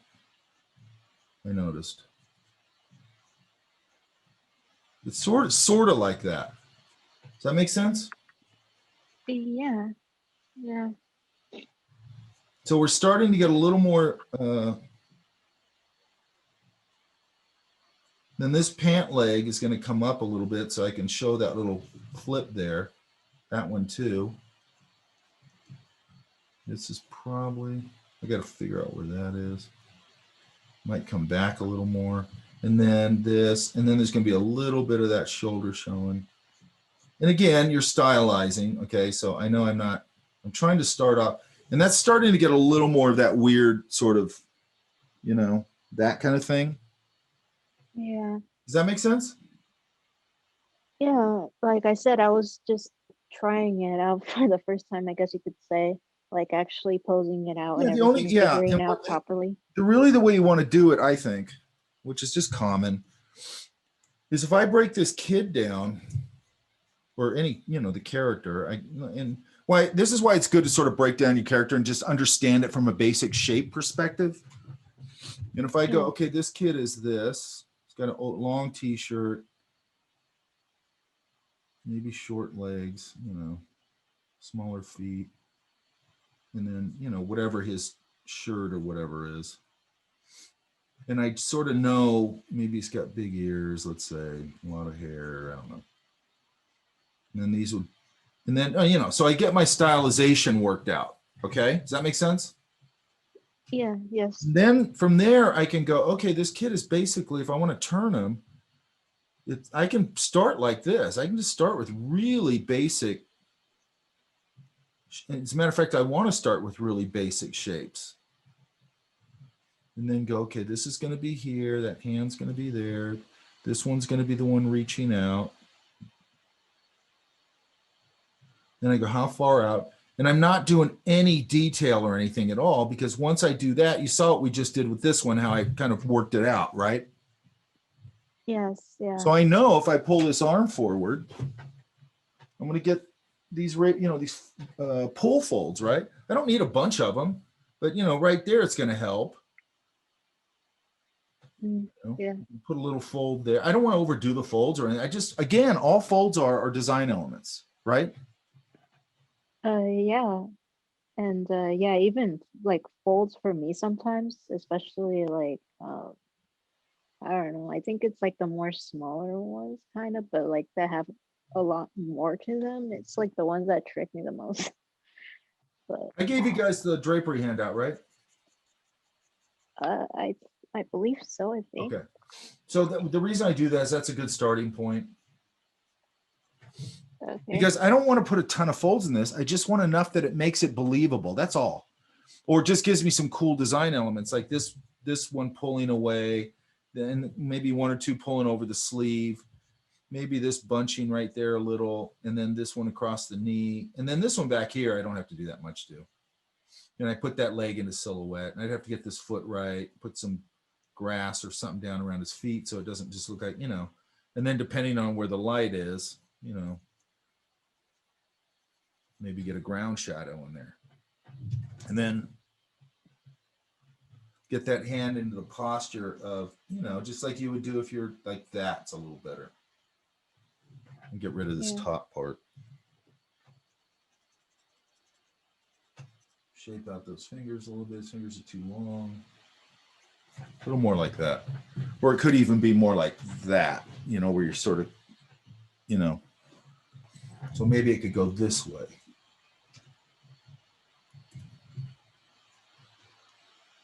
I don't know. So I just try different things, right? Does that make sense? Yeah. Yeah, it does. So how about, okay, so like this one, I like this one. I'd say swap this guy out and get a little more, and I'm just making that up. It has to be based on your design, right? But what I'm trying to get to you is that it's no different than anything else, where if I know these basic shapes, let's say it's somebody is more this, and this is going to be my design.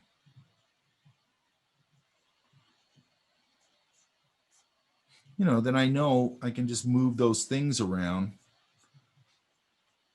from different perspectives based on these really simple shapes.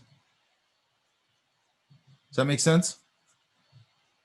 Yeah. Really all I'm looking at, and I can break this down like we just did, where it's a circle, even just a square, and then this, and I'll just put a round thing for the hand. And I see the elbow, and here's where the knee comes forward. Then I'm just trying to get the proportions worked out and the pose. So I get the pose where it works out, but I'm just using the couple of basic shapes that's based on my character. That's why it's always good to really understand from the beginning of building that sort of thing, what your shape language is. It's also going to help you as you go, if you were doing a children's book or a sequential thing, it's going to help you keep the characters looking consistent across multiple pages. Does that make sense? Yes. Yeah. Because you can do the same thing with a head shape. You can go, okay, I'm doing this very pushed shape with these really big ears, and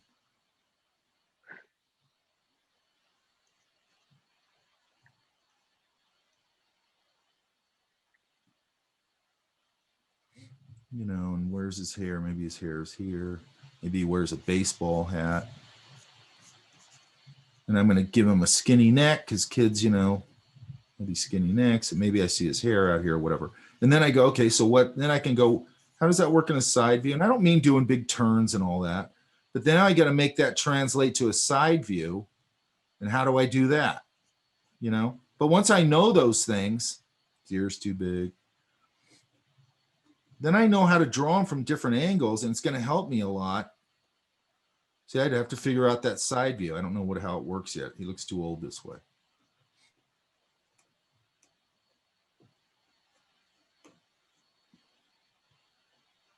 to figure out that nose, wherever the eye is. How's the collar working that direction? And all I got to know is just a basic idea. Then I go, oh, okay, he's basically this.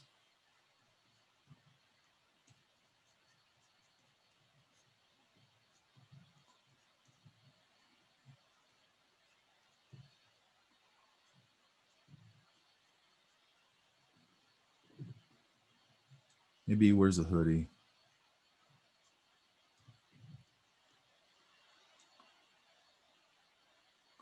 So from a shape breakdown, he's basically just that, right? Yes. So now I just got to move those big shapes around, this square, this rectangle, that square, that tube, you know, however I decide to do his hat. You know, and that's all I got to move around are those basic shapes. And then I add my folds and my smaller shapes onto it. Does that make sense? Yeah, it does. Okay, so now I would put the light from up here and then here, shadow that out.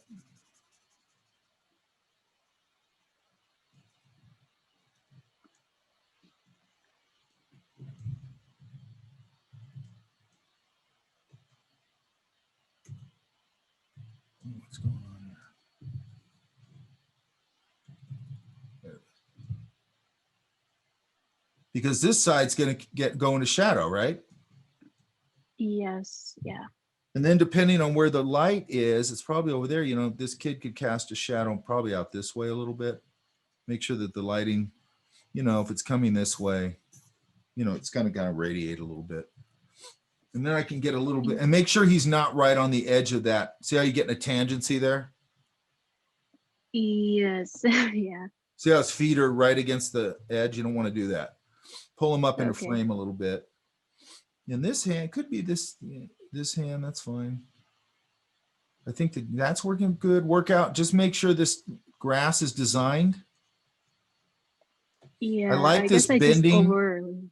What's nice simplified is it. this bending thing you did here. It's dynamic, where it feels like he's kind of pushing through the grass a little bit. I like that. Does that make sense? Yeah.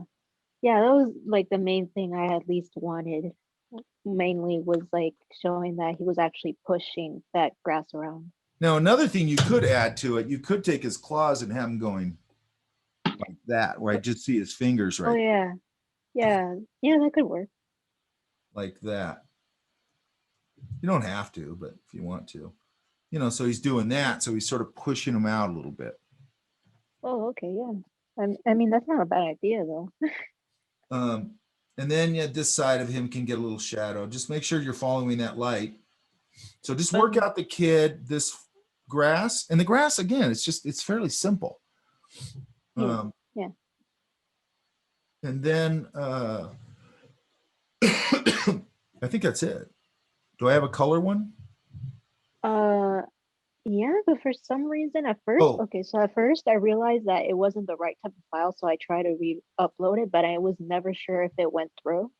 So What is wrong with this thing? Hang on. yeah, for some reason it was just all weird to me at first because You got I thought I what put in the program right file. but what it program wasn't. are you making that file out of? Wait, the value comps or Yeah, well, the one I'm getting, the color comp that's not whatever it's called. yeah, well, first since I did it all in watercolor, pretty much I took a photo of it to Oh, okay. like That's- my iPad Pro and yeah, the whole weird file thing. And I knew it was gonna come out in that weird format if I didn't like convert it. And I thought I converted it when I turned it in, but then I saw the file. I was like, oh geez, I just forgot. Well, the So I weird tried thing- to delete it and re-upload it to a okay, this proper one file. says JPEG, so that might be fine. Oh, there you go. All right.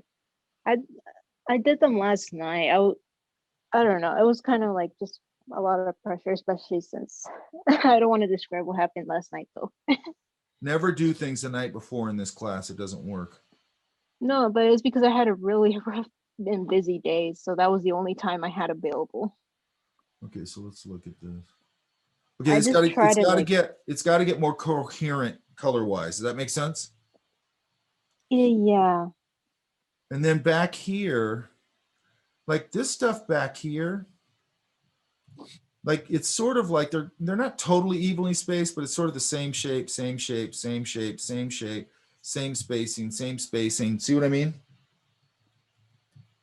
Yeah. Well, I might make this into a little more of a design idea. And these could just be silhouettes like you're doing. That's good. You know, maybe this one. Actually, I'd put this one, I'd cluster them a little bit differently.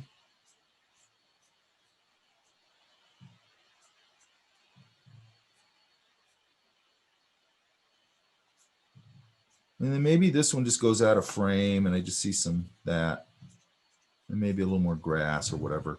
This, I don't know if I showed you this one. I think there's one here where he does a repeating background, but it's actually looks kind of interesting. Hang on.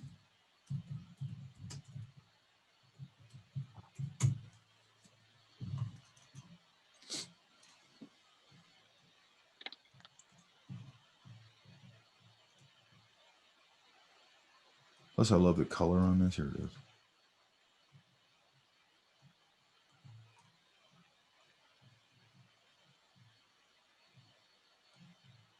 Where is it? There's a couple good things in here I hadn't thought about. Hang on. Okay, where is that illustration?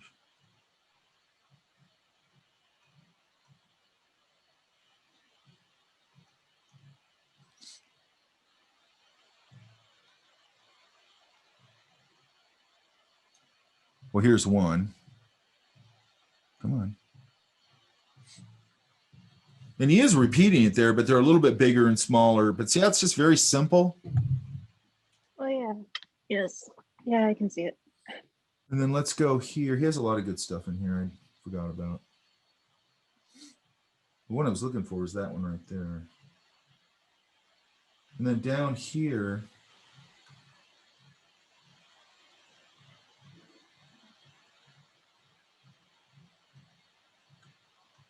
I just saw one. Hang on.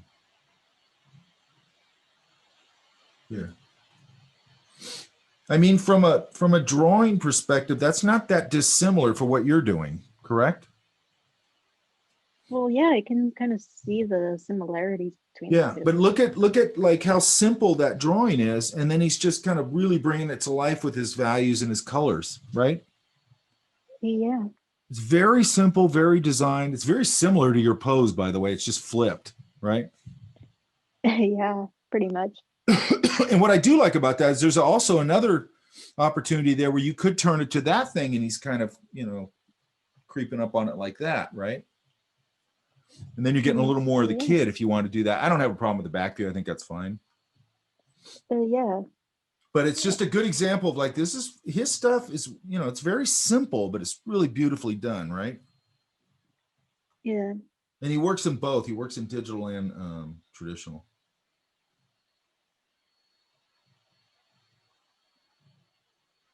Look at this one. There's another background. Look at that. Oh, that's nice. Right? But they're very simple, but they're designed. Does that make sense? Yeah, I can understand that. This stuff is as much about design as it is anything. Okay. Okay. That's where everybody's dropping the ball, in my opinion. Okay. But not in here, just in general. Maybe I can find it here. Hang on. Oh, this one. Then this one's a little more push, but there's that same idea of those trees back there. This one's different than this one. This one's thinner than that one.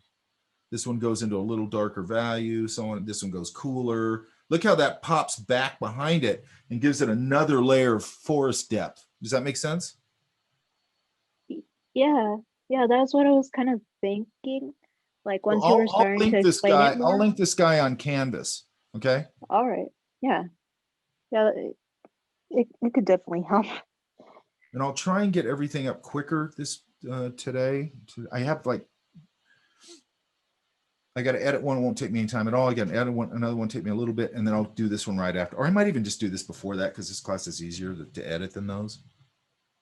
And I'll try and get this stuff up very quickly. Okay. Yeah. I'm going to try. What I usually do is I have a day, you know, I have like a Tuesday off or like Sunday or whatever, and I just do all this stuff on those days, but those days I haven't been here because of all this other nonsense I got to do. So that's why I've been behind a little bit. So I apologize for that. Okay. Okay. Okay. So you know what you're doing. So give me a Coke. And then also let's look at this real quick. Where'd he go? There he is.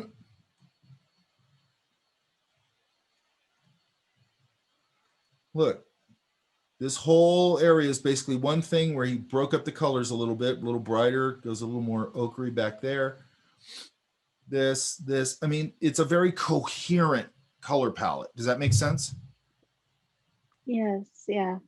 So that's what you want to think of on these little color comps is go, okay, what's, try and mask the area, just like we were talking about with Elizabeth's, only hers was value.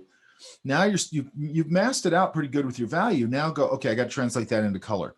And don't do what a lot of people do. They go, oh, I'm gonna make this purple, I'm gonna make that red, I'm gonna make that green, I'm gonna make that this, I'm gonna make that that. No, it's like, okay, this is gonna make this statement, this, the dragon's gonna be whatever you want it to be, coolish, warmish, whatever it is, but it's like one big value, one big kind of color idea to start. And then we'll modulate the colors within that, like we've been talking about.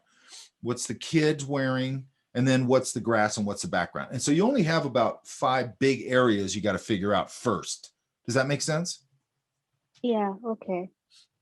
So you always want to mask, whether it's color or value. Okay. Because that's going to give you a nice simple breakdown of your design. And you're just designing the color right now before you were designing the value. And you're doing a good job on that. Does that make sense? Okay. Yeah. So like if he's a green, that's fine. But he's got to be a really different green than the grass, right? Yeah. I was trying to at least like, I did the dragon first, so I was like, then I was gonna go with the grass as like a different green, but for some reason, like just mixing the colors a bit, it kept on looking like the same green as the dragon for some reason. Let's talk about that after Yeah. after we get through all this, okay? All right. From a real color perspective, not digital. Oh, I got everything set up over here and I can talk about it. Okay. Also, I'm doing my 2-camera shoot now and it's working pretty good. Mm. So I get a better shot for you guys. So I can insert that shot if I'm doing something live. So you're not just getting that overhead webcam things. Webcams just don't shoot that great of film or that great of video.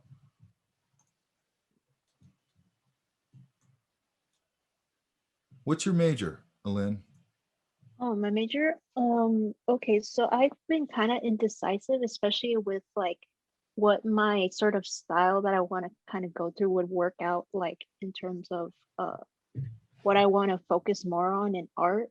But I guess illustration or something that has to do with like I can't really name it right now. It's like sort of it has to do kind of like more with like concept or just like something that has to do with just like telling a story visually in a way. So Kind of like that. So illustration's one thing, and then if you're saying like concept, that's entertainment, right? Yeah, like either one because I like putting out ideas. I like doing that. So Yeah. So I always say this about this. Then you have to really, if you want to do concept or whatever, and I just say keep it wide open, but you can focus on concept. That's great, but really got to get super strong with drawing, super strong with design, and then just super strong with, again, it's fundamentals, right? And that way you've got your doors open and you go, okay, yeah, I want to do some concept stuff. And then maybe someone comes to you and goes, hey, we really like that style. We want to pair you with this children's book writer or something. You go, okay. And then you work with them and you do that. And then you're doing a lot of different things. I like doing a lot of different things. I don't know if everybody does, but I think if you have a big, good skill set, it just gives you more opportunities. That makes sense? yeah, that's what I've been trying to like do right now because like, yeah, some of the skills right now could be improved or still lacking. Well, there's So you never get there. No, none of us do. yeah, but at And least that's I'm all I'm doing right trying. now. That's all I'm doing right now. It's just like I'm doing different things right now to push my skill set.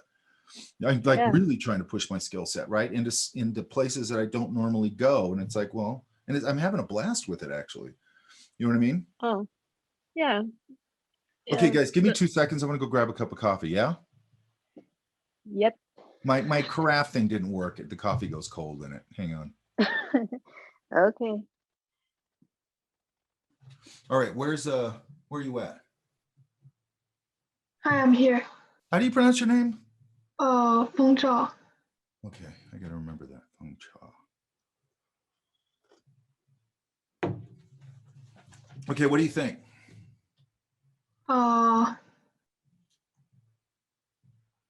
I think this one wasn't so good. Like, I don't know how to say. Okay, one thing I do sometimes, and it's really easy to do digitally. If you've got a really strong light source like this, and this is nighttime, right? Yes. It has to be. Oh, it doesn't have to be. But let's put a layer on this. I think I might have done this in here before, but this sometimes helps me just organize the values very quickly and get maybe even just get a quick idea about it. So I'm going to fill this with that. I want to put it on overlay or multiply. And then I can adjust it here. I'm going to go to levels and just see how dark or light it should be. So maybe right there, let's try that. I'm going to put a layer mask on it. And then that way I can just really quickly go, oops.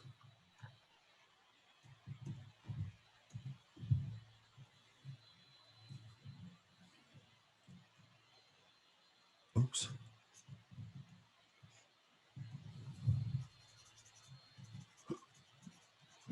Okay, there's my hottest light source right there, right?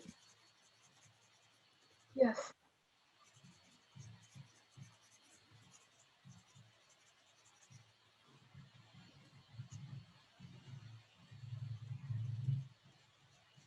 So what I want to do is establish my strongest, because this is a really strong statement, the fire, okay? And I'm going to go, it's really light in here. So that means everything over here is going to do this, basically. Oops.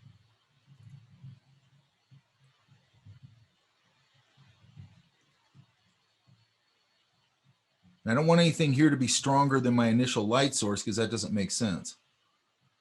And then she's going to get bottom lit because it's underneath her a little bit. And then basically usually so it's bottom lit and then everything going up will drop off a little.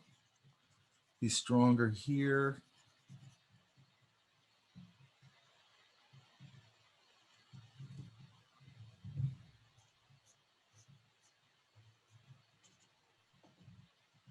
And see how by putting an overall value on here, it just locks everything together real quick and I can just start to figure out my, oops, it wouldn't be there. My lighting scheme, just from a basic, simple perspective. You see that? Yes. And this is going to get a little bit cast out here. This is a ground thing, so it'll absorb some light. So I don't, and I'm going to balance it because I don't want the ground to become the focal point.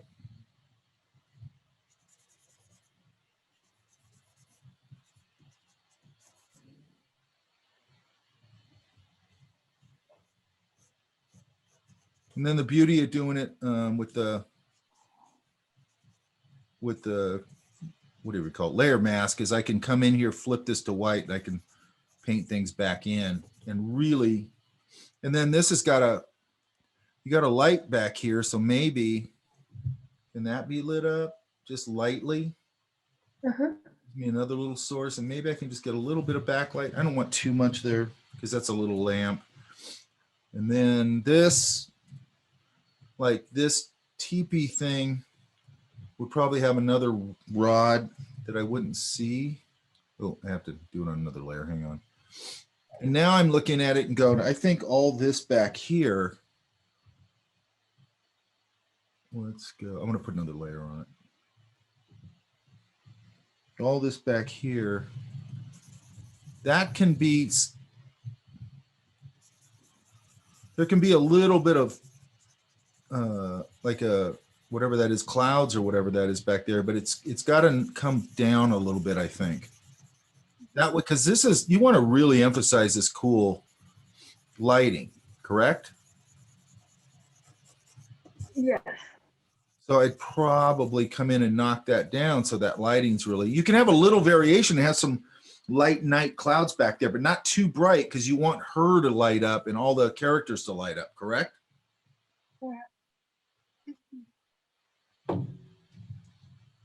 Another thing I always do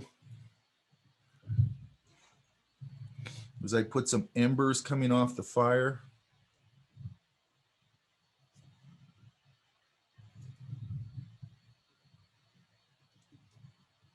Like that. Does that make sense?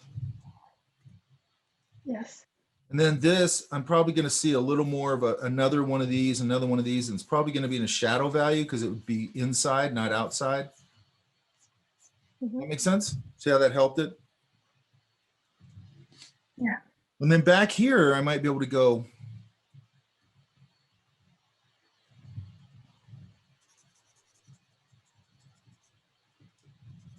Like I can put a nice dark back there. I'm not going to put it everywhere. Just probably put it towards the ground a little bit.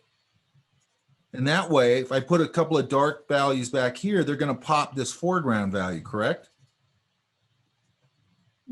Yes. So let's go here.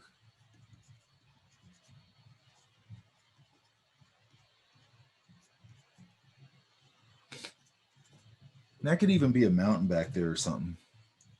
And I'd probably put like a light value, something back there.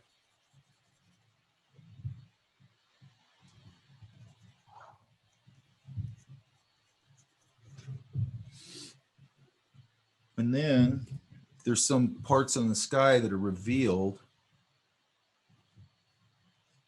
If I got a nice night sky back there.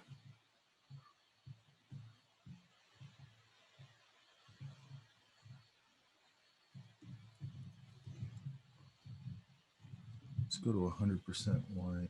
Actually, not 100%. I'm gonna put a layer here because back here, if I have a night sky, I'd probably want to put, and I'm gonna knock these back a little bit in a second. And I'd vary the size. They wouldn't be so uniform.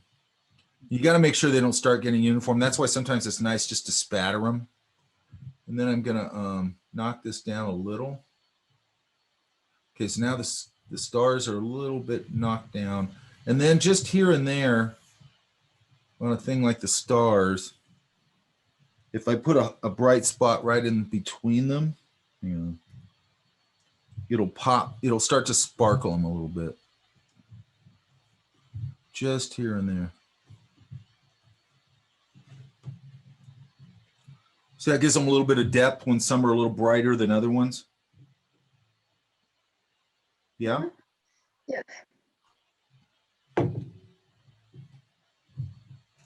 Another thing I might do here is put something in this foreground. Oops. You know, it could just be some plants coming or leaves or whatever you want. Just something probably here in this foreground.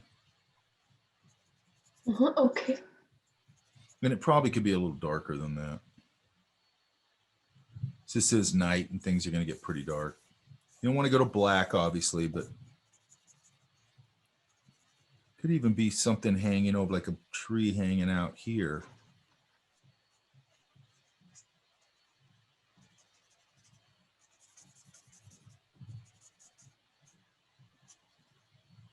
Because then I got another overhang, you know, if it was a tree branch hanging in here,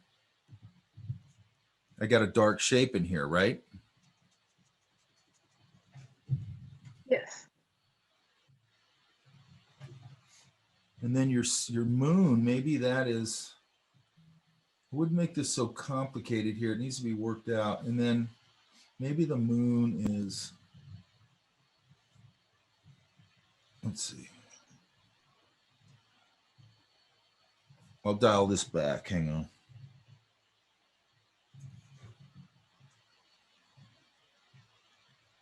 It's not going to be this bright. Hang on.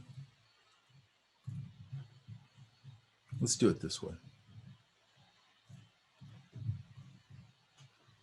Because we're just dealing in value.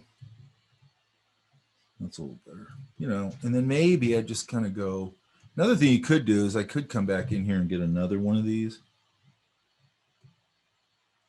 If you want a crescent moon. Mhm. I'm just going to knock it out.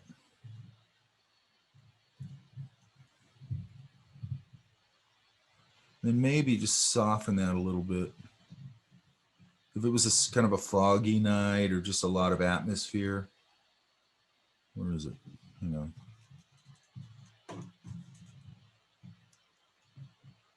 Oh no, my stupid.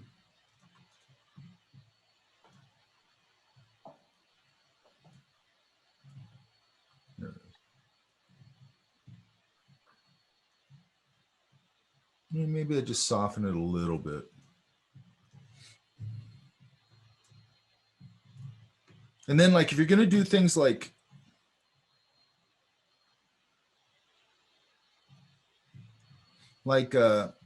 these night clouds or whatever, make sure they're really designed, right? Mhm. Okay. Let's see if we can, I don't know if I can, you know, usually I have some example in my head, but I don't right now. Hang on. Let's look back at Brian Ajar again. Maybe he's got something cool.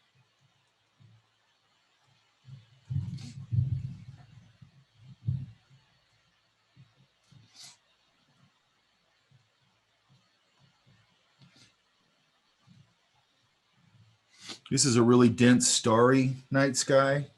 Mhm. That you're just going to spatter a little bit, yeah? Oh, okay.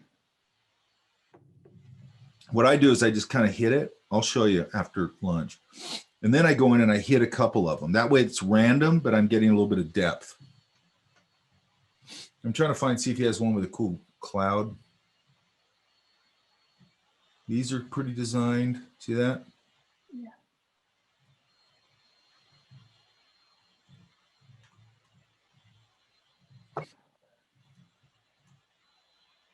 Come on.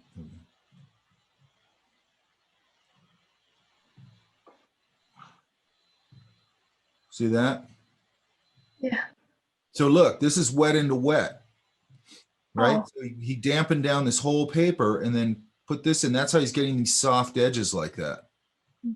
Okay. Okay. I love doing that kind of stuff. Trying to find one that's more designed.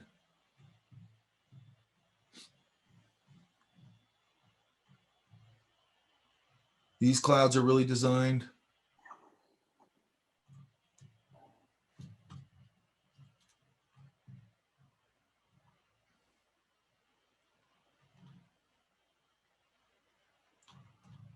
Let me check one more thing.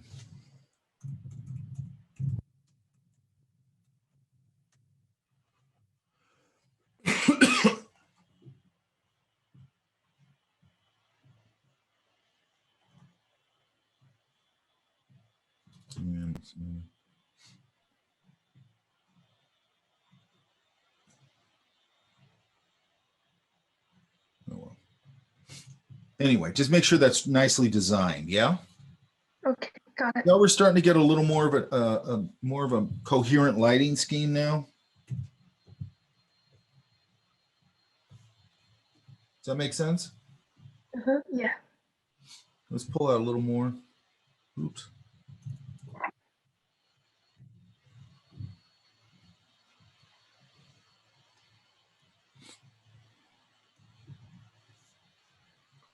I'm going to get a little brighter in here.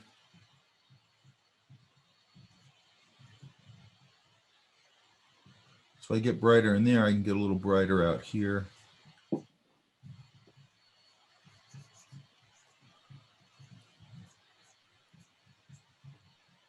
Remember, she's bottom lit. Okay. Mhm. Yeah. Okay. This one.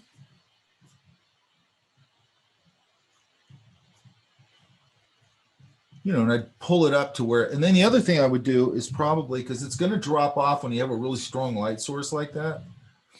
It's going to drop off pretty quick.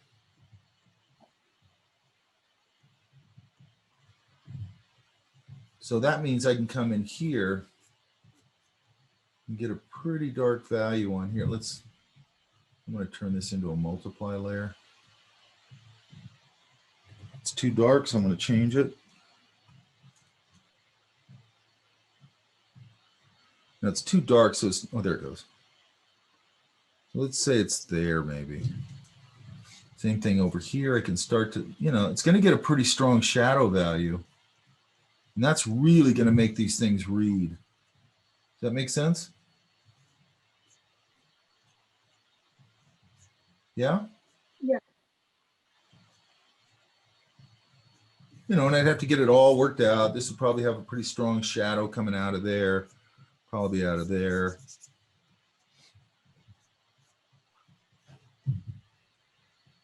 And now we're starting to get a little bit of a value pop, right? Does that all make sense? Yeah. Okay. Do I have a color comp? No, actually, I didn't finish the color comp. Okay, so I want everybody this week, and I will make sure that I get to them, just to email me color comps. Okay, or maybe I'll just put up a, you know what? I'll just open the folder. Oh, okay. I'll open the folder and I'll just try and check it periodically. And if I see something, I'm going to go and I'll probably do a color over or a overlay, but I need to get color comps this now. Does that make sense? Yes. I want to get painting and we can get done with this thing. Okay. Any other questions?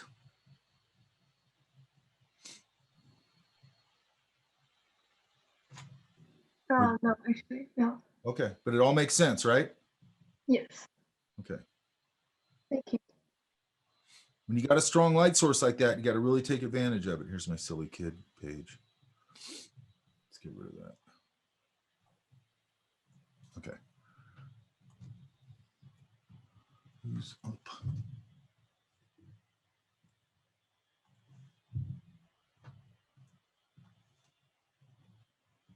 Oh, wait a minute. What's this? Oh, that's that one. Okay.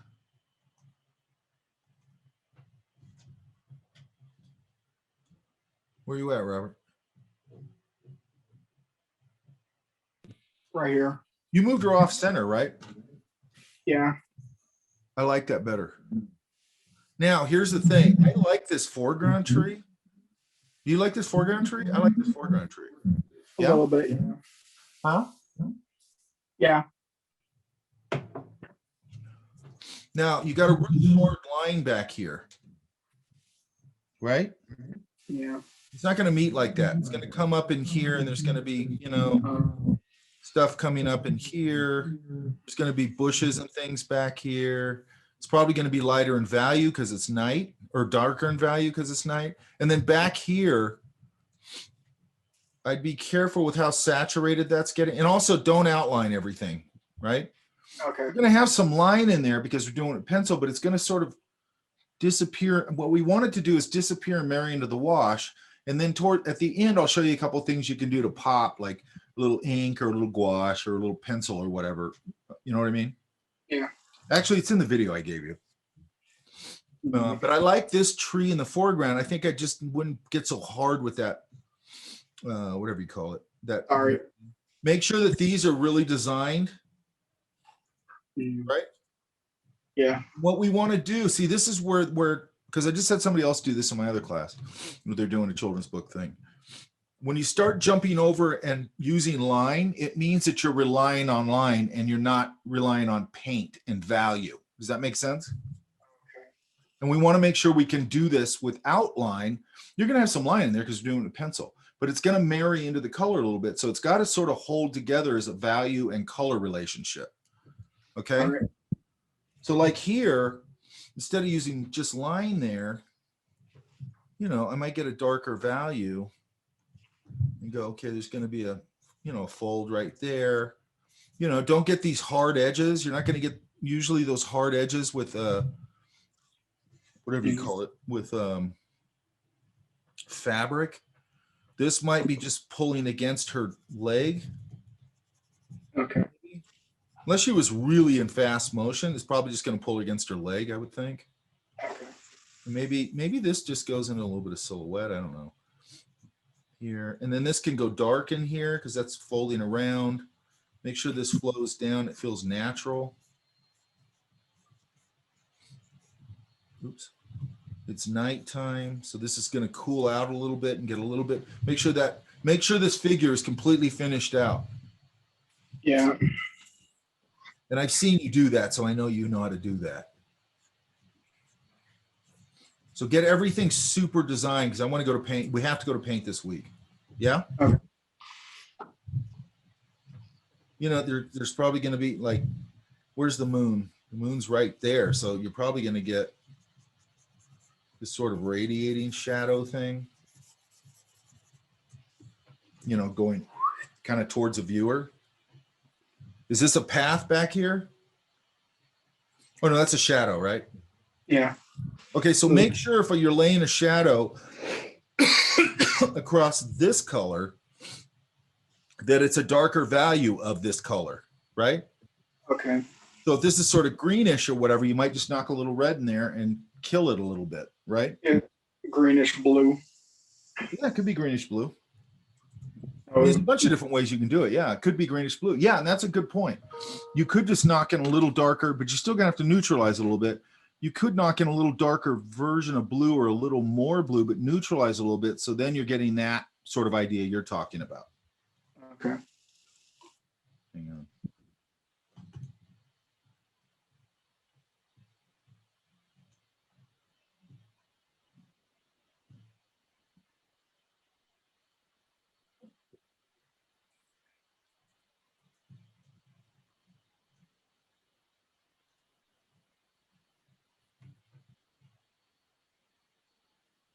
Okay.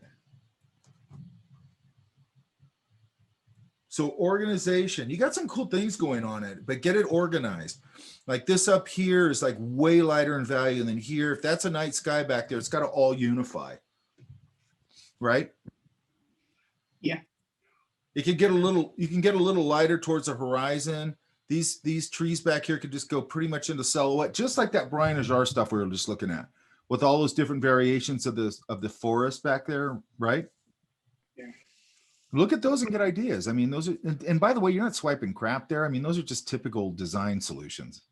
You know what I mean? As long as you're not aping somebody's style or something, doesn't matter. He's got an interesting color point of view, that guy. Okay, does that make sense? Yes, it does. Thank By you. the way, it's going to help you if you go, if I take this and I go, boom. Well, let's just do it this way. If I take this thing,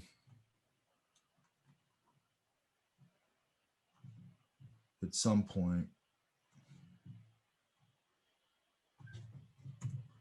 that gives you a little better idea of what it's going to look like. Does that make sense? Yeah. And sometimes I just do this. Then I can pull out, oops, wrong color, hang on.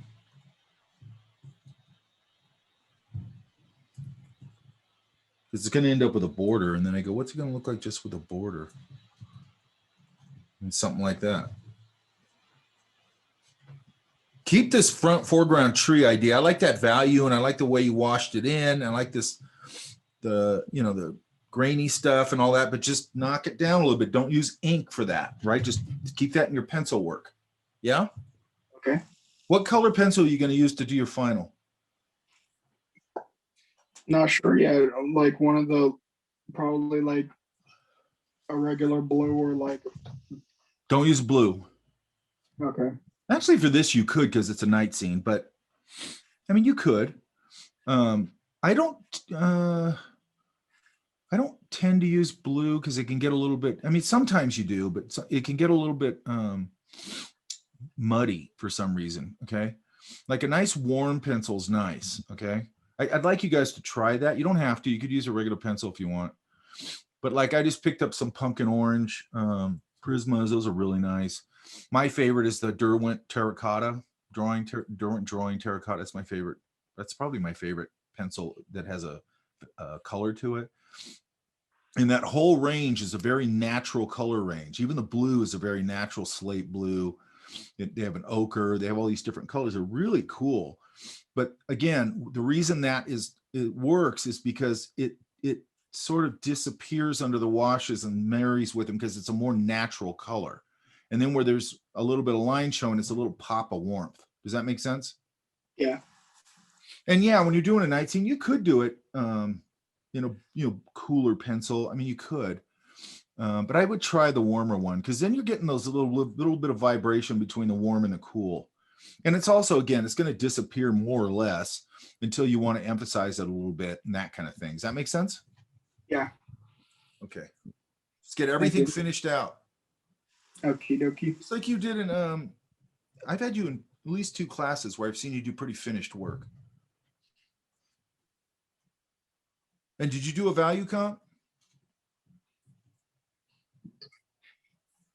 Well, try to. A bunch of times it didn't come out as good. Okay, make sure that value comp, because that value comp is really your first really locking everything together thing. Does that make sense? Yeah. So make sure that value comp has got to work. Okay, because that's your whole bread and butter right there. If that works, then if you can get the color temperatures and things to be right, then it's going to work. Okay. You can go crazy with color, but if that value system works, it'll work. Philip Burke doesn't paint anything with natural colors. He paints all these crazy colors. He does all these portraits, like crazy portraits.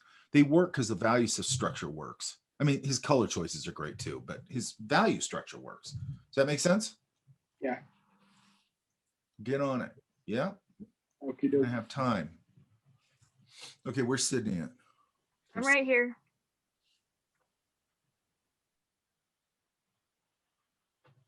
Did we work on her a little bit? Yeah. It looks similar to me. Okay, you changed the flower. It's bigger now, right? Yeah. That helps.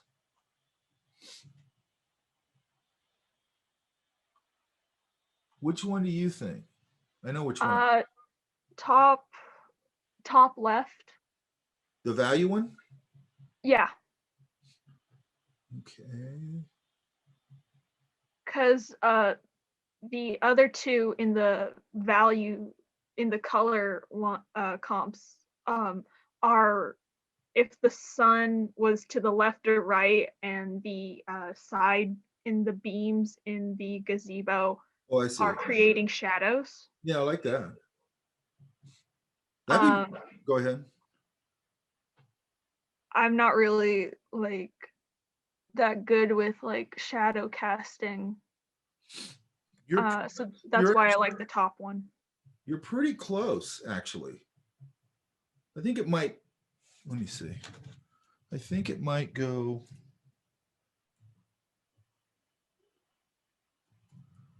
Depending on where the sun is, but I'm going to think it's like out here somewhere. Hang on.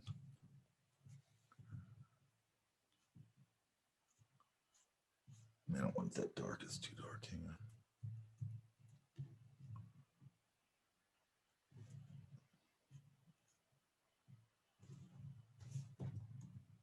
Yeah, let's just do this.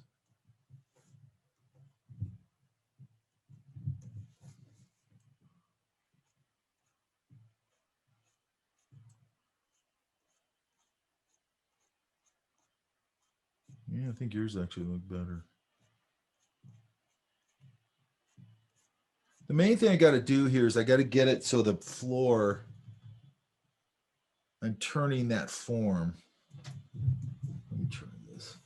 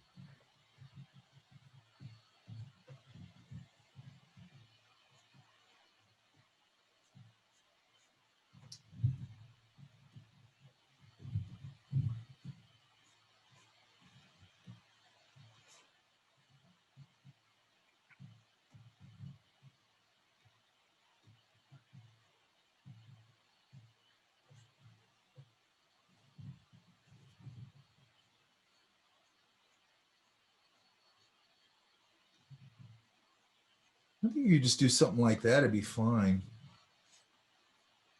Then let this go into shadow maybe over here. Then you don't have to deal with that part of it, right? Okay. I wouldn't want to deal with that anyway. I just want to unify it. If you find, okay, so if I find a spot where I go, okay, the shadow's going at an angle here, and I find that first one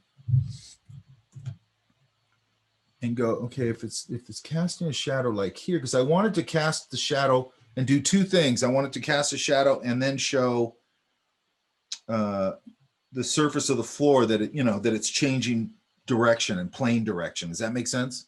Yeah, I have in my drawing, you can't see it in the paint, but the planks on the floor are going diagonal to the pillars. So just something like that, where it's just, it's what it's going to do is it's going to radiate out a little bit, right? So this one's going to go lay down like that. The next one's going to kind of radiate a little bit, right? Okay. Because the light source is here and it's going, it's going to radiate a little bit. Yeah, I mean, you can just visually find that. You don't have to get too crazy with it, but I think that's starting to work. And I think it's fine. You can just make a simple statement with it. This out here, I like this background a little more. I like some of these cool greens in here, but I'd pop in the foreground some of these warms as it's coming forward just a little bit. That way you'll have that nice little depth going with those cools going into the background. Yeah. Well, the middle one, if I put a bush behind the pillars that the frog is standing on, I won't get the shadow effect. Don't put them over there. I mean, you can leave that area just like you have it. Okay. I might just dance a few things a little bit around them. That's it. And now I'm repeating your shapes over there, so I might bring them up a little bit. So I don't want this to just feel like a mirror of the other side. This could probably, I like that. I like her warm. I like the color in her here. Yeah. Yeah, I personally like the lighter blue blouse. Up here. Yeah, I made her skirt be a reddish gray. So she has like a warm skirt with a cool, because the frog isn't green. He's like a yellow. I don't have a problem with this one. I think that's fine, but I'd pull it out of that sort of viridian-y green area and just make it a little more different color statement than the background. Does that make sense? Mm-hmm. And she could probably go a little darker Okay. because she's in here. She's probably going to be a little bit in shadow a little bit. Typically, gazebo being in the inside of a gazebo, the light is blue because it's in shadow from what the pictures seemed like. Yeah, it's probably that's too dark. Actually, it's not too dark. It's just I grayed it all out so that it doesn't look good. But she should be a little darker value. Okay. That way she'll sit in the foreground. You can get some really nice, to your point, what you just said. You can get some really nice, I hate this system they have here now. Let's try that.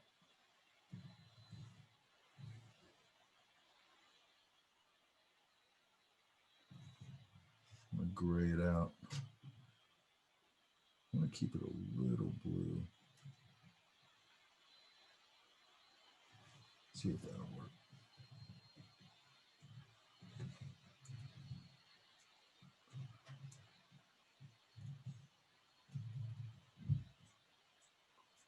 So let's try and dial that in a little bit.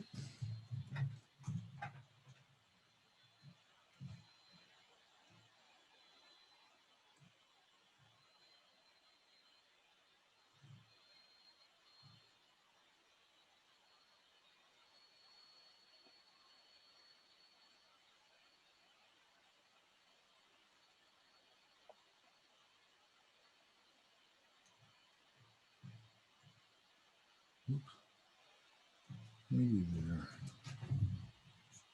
You know, and you can dance a little bit of that purpley shadow in there, yeah? Okay. That'll look really nice.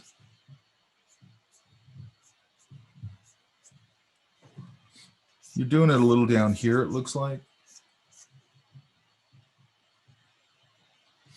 You know, you get some nice cools in here.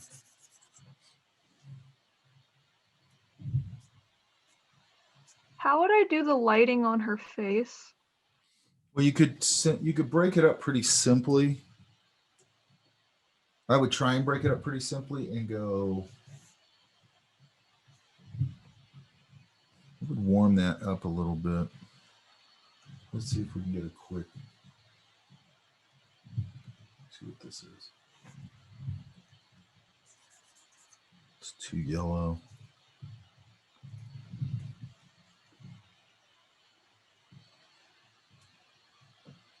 That's better. A little off. That's okay.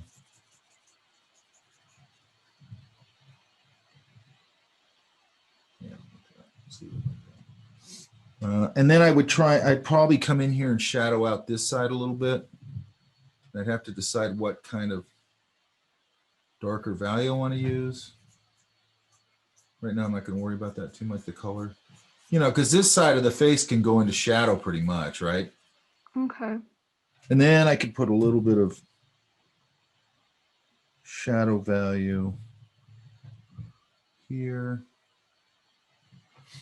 I'd warm up the nose a little bit.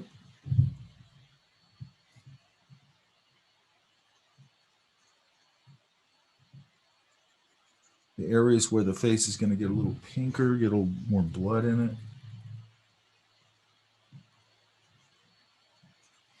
I like to get a little orangey on the ears.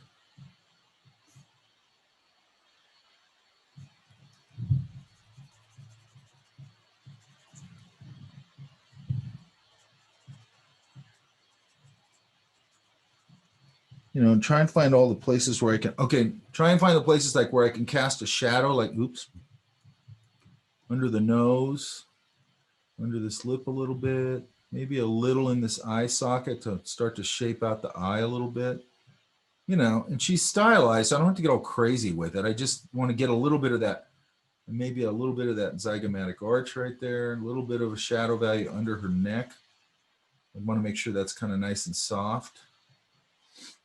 And then over here, that light's coming in over here, so you can probably go to a really strong light source in here.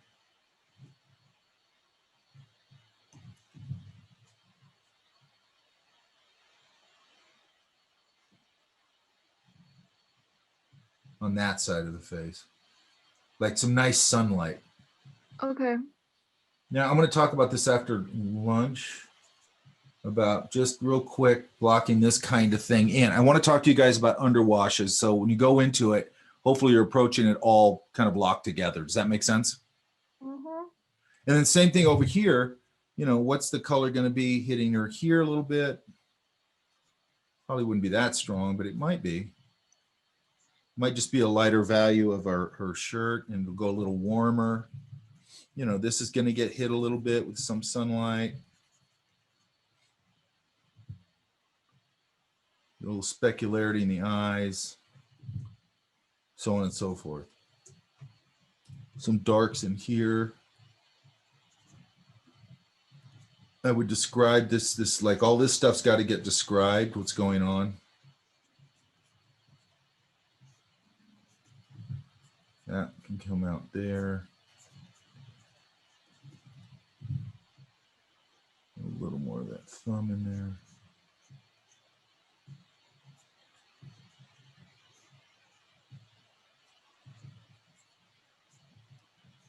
What's this line here? I found a blouse detail where, from the period that I'm referencing for her outfit, where the chest part of the shirt has a different design. So it has like squiggly diagonal lines radiating out from the buttons. And I Okay, really make sure that it's making a real definite design statement, so I know what that is, right? okay. You know, so it's not just that. Like, what is it? Is it scalloped? Is it, you know, undulating or not like that? Undulating. You know, whatever it is, you want to make sure it's very clear. Yeah. Okay. You know, very loose and clear. You know, if these are puffy sleeves, it might, might get a little pull fold here or something like that. That would come out a little more. Wrap that, put a little dark mark behind where that collar wraps around her neck. You know, there's going to be a fold here. It's going to be a radiating fold there a little bit. And then sort of what you got here.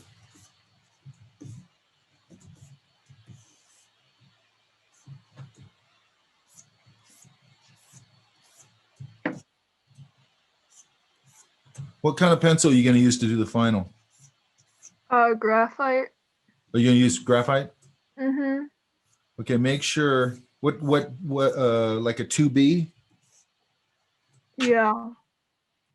Okay, just make sure like, so, okay, so that's starting to look a lot better now. Make sure when you're, okay, so this will take care of part of this anyway, but you could use an HB because an HB won't be as soft. That's kind of up to you. I wouldn't go over a 2B, but when you stretch the paper, when you soak it in water and you stretch the paper, it's going to get rid of a lot of the excess graphite and it's going to suck what's left a little bit into the paper. So you won't have really a problem with it smudging after that. You shouldn't have much of a problem with it. Yeah. Mm-hmm. The only problem is you're going to have a gray line in there. That's fine. I mean, people do it all the time. It's a little harder to get the color to marry with it. But what I would do then, I would probably lean less on the pencil line a little bit. Actually, there's somebody who does that. Jenna Mattia does that and looks fine. I'll pull her stuff up again after lunch. Well, let's look at it real quick right now because we still got a few minutes.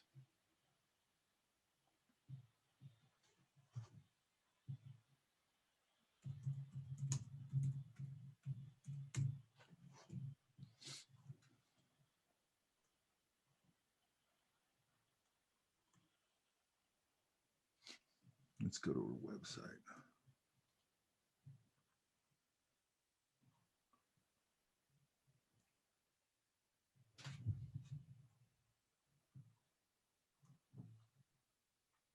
So you might want to kind of work like,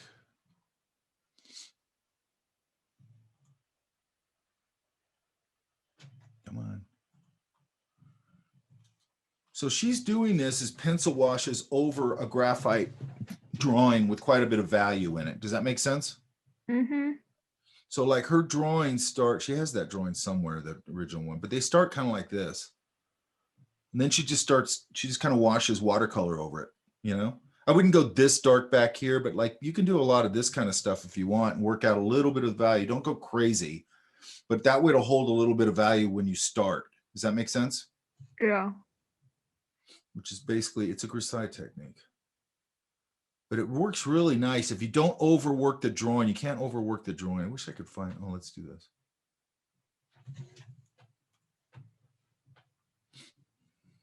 Because I know she had it on here.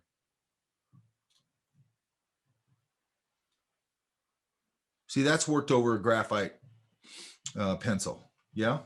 Yeah.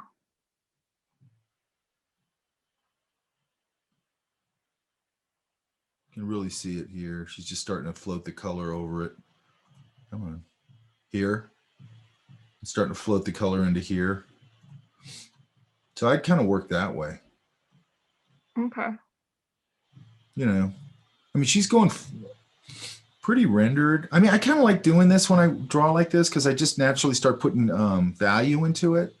Then it's nice, you know, and then it just locks it onto the paper when you stretch it, and then you just float in color over it. And it really gets you started pretty fast.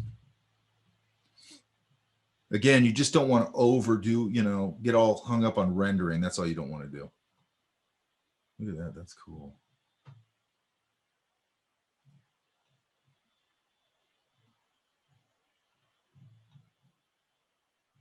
Yeah, these are great.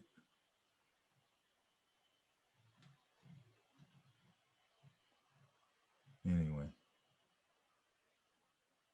Look at this great stylization. Elizabeth. Where you at? Where's Elizabeth?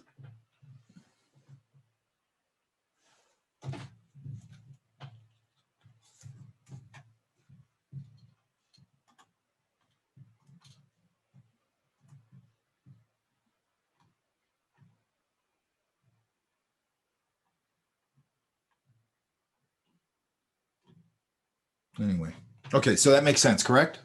I don't Mhm. know where Elizabeth went. I wanted to show her something. Okay, so let's what is this?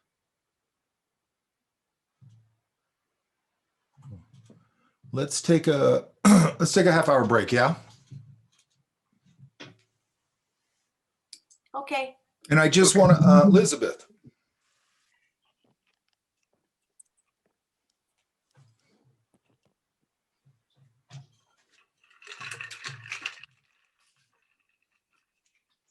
She keeps going.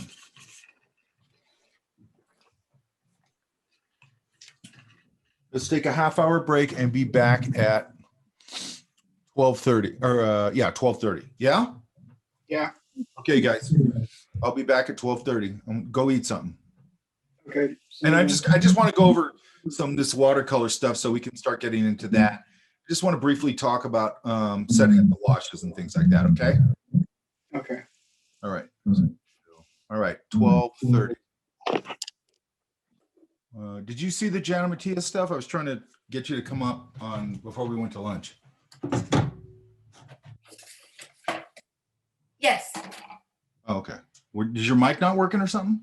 Oh, No, earlier. I think so. It's been glitchy today. Okay, but did you see the way she was working over sort of her pencil drawings? Yes. I'll link her again, and I'll link Brian Ajar, and I'll link. I'm going to try and get everything for all my classes done. I usually try to get everything done by Sunday because Sunday I'm off, or Tuesday. But for this class, I'm going to try and always get it from now on by Sunday, which I usually do. And then I'm using a second camera. It takes me a little longer to edit, but it's not that big a deal. I'll try and get all that stuff up very quickly. And I have a meeting after this, so I have some time in between. So I'll try and get all that done because I'm starting to feel a little better. Yeah? Sounds good. Okay. So let's look at this real quick. When you are set, all I want to talk about a little bit is just setting this up and how we're going to approach it. I've got a secondary camera on here now, and it's working pretty good. So what you're seeing, I don't know if you ever noticed, but webcams don't pick up things all that great. So what I'll probably do, the other camera I have set over it at an angle, it picks up the color better and it's a little clearer. So I'll probably swap out the other camera for the overhead camera. Does that make sense?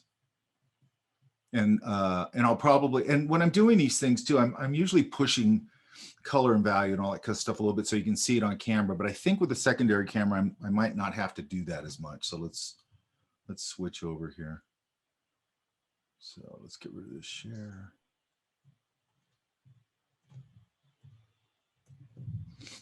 And I just did a quick little sketch.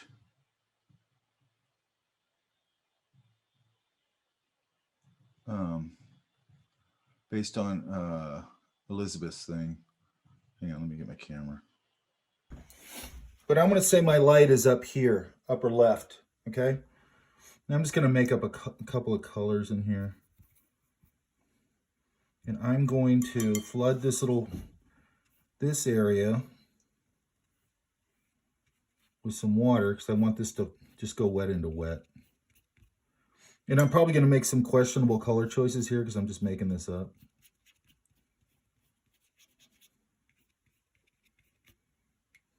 You guys can see that little rough sketch, right?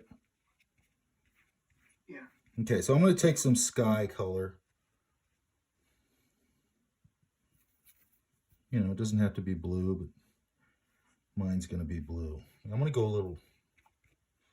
Now, one thing I could do, I got to get a little darker. One thing I could do is I could start leaving some of these little white areas. I know it's a little hard to see.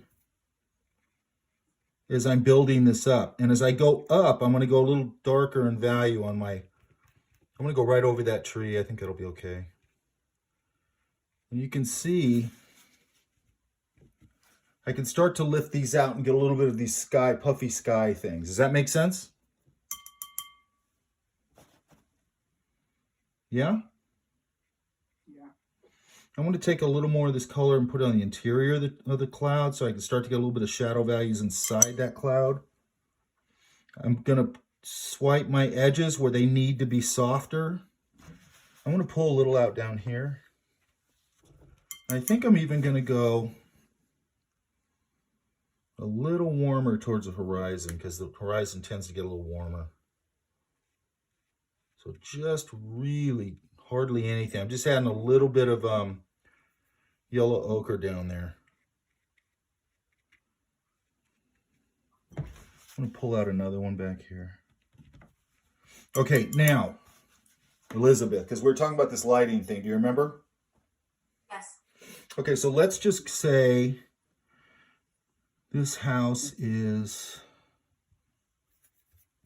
some kind of warm color. Let's see. You don't want that color. Let's say it's yellow, just for the hell of it. So I'm mixing a little bit of yellow and a little bit of ochre.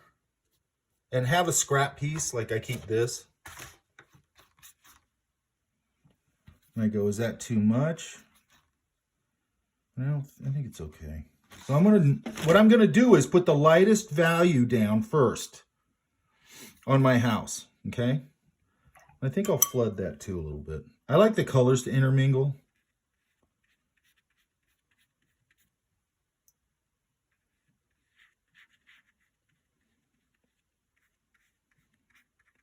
Or maybe I'll make this house blue. I'm going to take some ultramarine. I'm going to mix a little burnt sienna into it and neutralize it a little bit.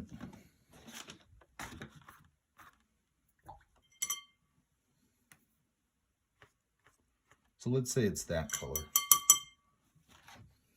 So I've already got a little bit of a mixture of color. I'm going to get my lightest value here and see if I can. That's not too bad. So let's say that's my lightest value. That's where the sun is hitting it, let's say, right? Yeah? Yeah. So what I'm going to do is, look, I'm being pretty loose with it. I'm leaving the chimney. And then, let me grab this real quick.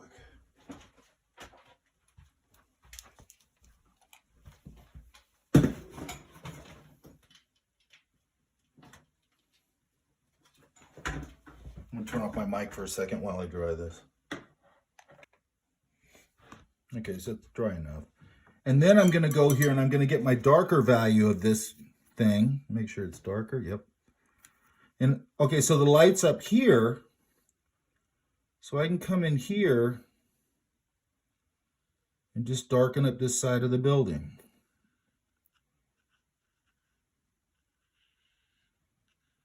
And in here if I want. Let me get a little bit of this in here. I'm going to put a little bit under here too, like a little shadow value under that roof line. And under here later when this dries up. And I missed a spot here, so I'm going to get some of my original color. Oops. Not a big deal. I'm going to lift it out. This needs to come back in here.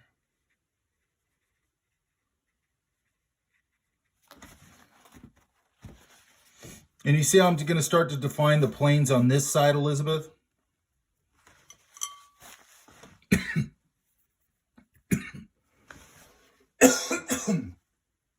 Where'd you go?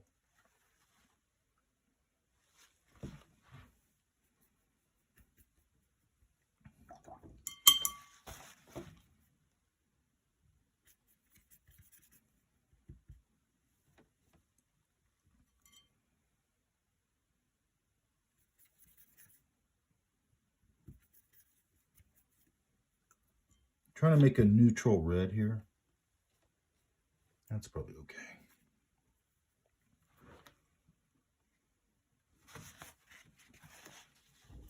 want this a little lighter. So I'm adding more water to it. I'm just going to warm up the roof.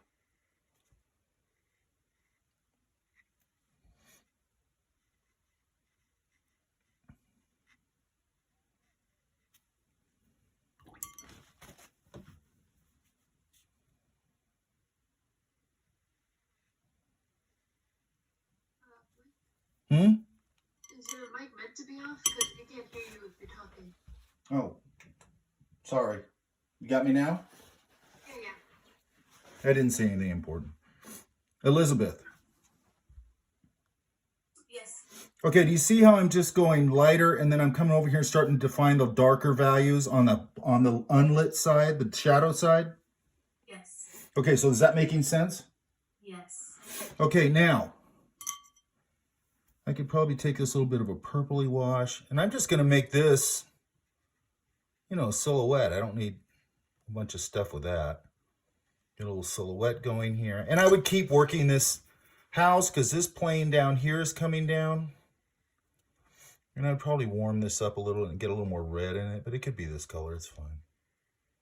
Because this plane is also away from there, so's this actually. So those need to get, this could be lit a little more. I'm gonna get this darker value under the E, whatever color that would be.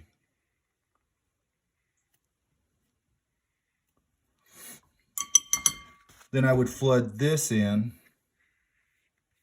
I'm gonna get it wet into wet. Maybe take some of this color I already have and just shift it a little bit. And I'd probably go with the color that separates it out a little more, but this will be fine. And I'd start just finding my stone colors in here. Does that make sense, Elizabeth? Yes. Okay. So, and then I can come in here and go, this is behind it. These bushes, I'm going to float all this in. I'm just going to say this is, hang on 2 seconds. I'm going to go grab something. Not bad. So I'm going to take some of this. And see how I'm starting to let it just do its thing? It's just sort of bleeding and washing. Yeah. And then I'm going to do the same thing. I'm going to put a little bit down here. I'm going to grab some more yellow. And while it's still wet, maybe I'll flood a little of that in there. If it was fall, I might take a little burnt sienna or a little of this warmish color. I'm going to intermingle these colors a little bit. See how that starts to give me a little variation in the wash? Yep. And by the way, the color will look a lot better when I edit this. Now I'm going to take just some kind of ground color and go, okay, this might ground, that's a little too much, but I want more yellow ochre in that. I'm going to lift this out a little bit. And I don't care. That'll just give me some more shapes under here because I think I want a little more yellow ochre in there. And then while that's doing, and I'll let some of that mingle into this.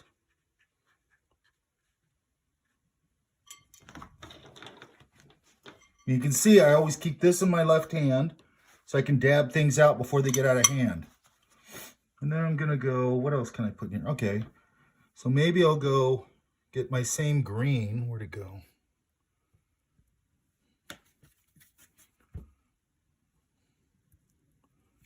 I'm going to make a darker version of this green while it's still wet. This will probably be a little off, but I think it'll be okay. I don't like that. I would make sure this matches this green. But now I'm going to flood in a little bit of the shadow values while it's still wet. Okay, so what am I basically doing here?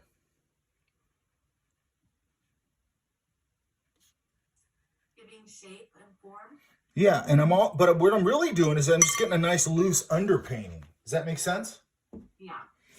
And then while this is wet, if this is bigger, I don't know if I can pull it off here, but let's try it. While this is wet. How do you know if the color matches? You mean like if I go to a shadow value? Yeah. I'm using the same color. I'm just knocking it down and neutralizing it with a complement. Okay. So now I'm going to throw a little bit of salt in there. And that'll give me some texture on the ground in the foreground. Does that make sense? Yeah. And let's see if I can dry it real quick. I'm going to turn my mic off for a second again. Now I'm looking at it and I'm going, okay, here it's too blank in the background, so I could, you know, there's a bunch of things I could do, but I'm going to see if I can get away with this.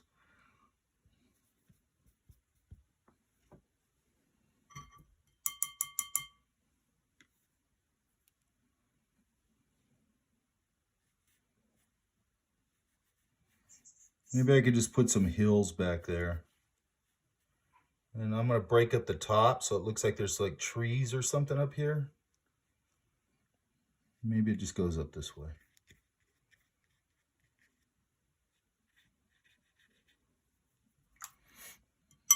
And then they're far away, so I could come in here and see that hard edge right there on the mountain?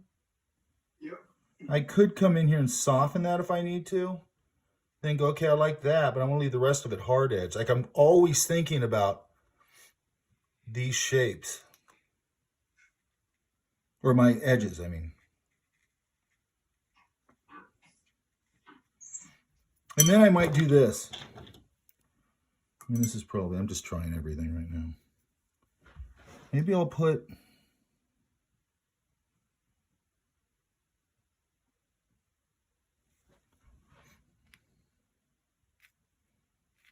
like, you know, maybe a telephone pole back there. Little indication of stuff. Maybe it's got a line going like that. So now I got something back there. Does that make sense? Yep. Now let's see if this is dry yet. Not quite. I'm going to dry it up again.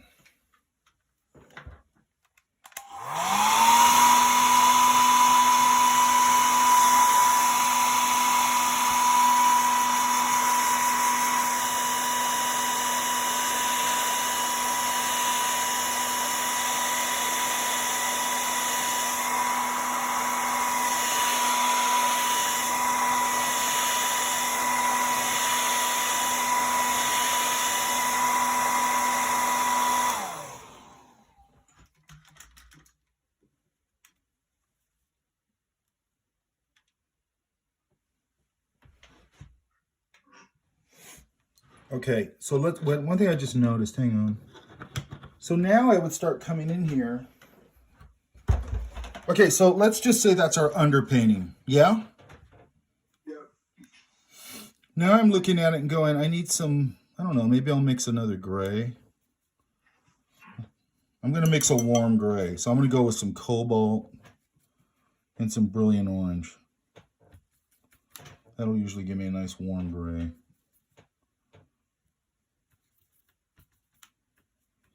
And let's say that I got enough, you can see I've got a little variation here where I would build that more and more value a little bit. But how I got this little variation for the stone, do you see that? Mm-hmm. Then I would start coming in here going, okay, where's the mortar in between that? And I would start building, not everywhere, just on the shadow side of these and stuff like that. I'd start indicating some of that mortar. You can start to see it already that it's starting to pop a little bit of the stone out. Does that make sense? Yep. You know, and then once I got that in there, let's say the top has a value. That way it'll silhouette against the sky. You know, and I'm always trying to silhouette things against the sky, so I might come in here and go, maybe I'll put a weather vane up here. You know, and I do the little rooster thing and all that. This value on this side can go a little darker over here. You know, under here it could start to get darker. You know, and I'd start going in and going to my next layer of information, okay?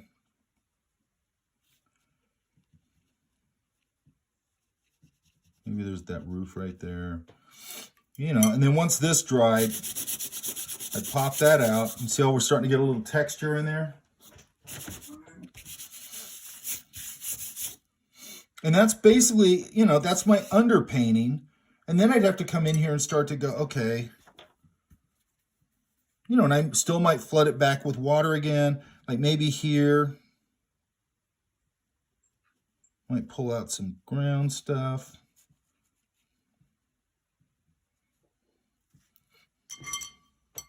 Same thing in the foreground.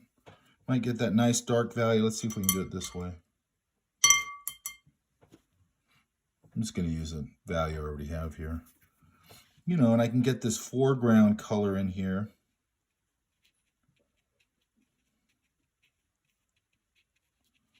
And while it's still wet, I can take this and pull some information out of that wet wash and start to build a little.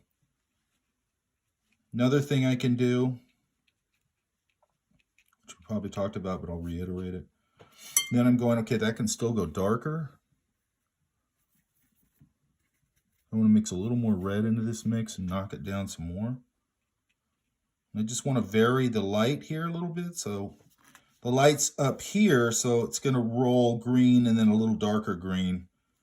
Now, if I had this all designed, I'd be, you know, painting it within my leaf shapes and all that stuff. And I could start pulling some stuff out of here. I'm getting some nice foreground stuff. See how that popped that back? Do you see that? Yep. Okay, now I might come in here, you know, maybe do the same thing when I did with the stones up here. I don't know if I would, if I got all this texture, but you know, if I'd drawn in cobblestones, I could come in here and kind of hit the side that's getting away from the light and start to, you know, I don't want to outline everything. And then I'd probably come back in here with some other values after I put this in. See how we're starting to get that little bit of, I'm starting to get a little, so I'm using the shadow side more than the other side because that cobblestone has a little lip. Does that make sense? Yes. And then maybe I'll mix a really dark neutral. And now I'm just making the stuff up. So, and let's say that I got a fence right here in the foreground. That's really dark. So I'm trying to go all over the place to show you guys all the different, you know, variations. And maybe this is just an old fence. And this isn't black. I just mixed it from ultramarine blue and burnt sienna.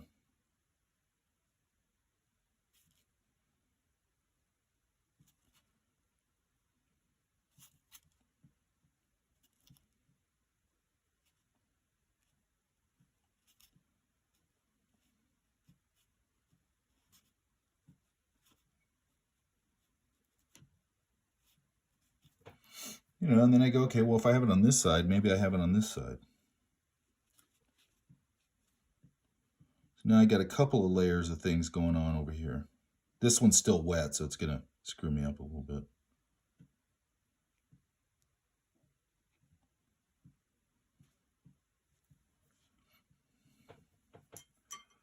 See how that's pushing that back? Yeah?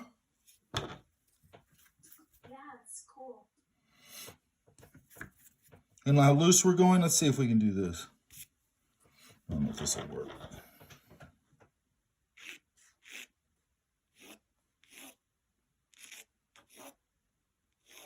I might even be able to get away with this doing this a different way. Let's try this.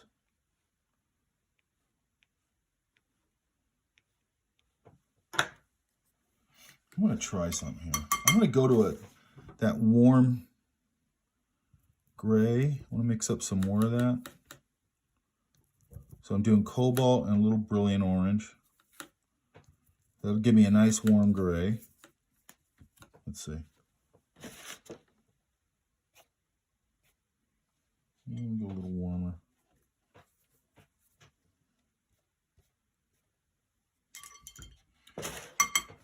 And because I want to neutralize this, so I'm just putting that gray in there. And then let's try this wet. I don't know if this will work wet. I want to take some of my, I'm just gonna mix up a pool here with some red stuff. So here's red. I'm gonna mix a little green in here. So that neutralized it and darkened it. Yeah. Then I'm gonna put a little orange in here. And then maybe a little more red over here. So now I got this little pool going. So let's see what we can get.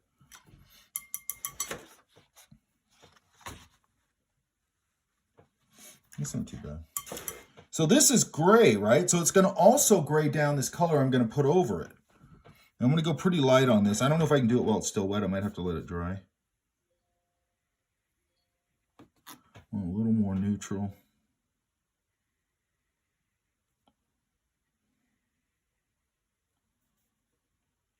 And I might start putting in here a variation on my brick shapes.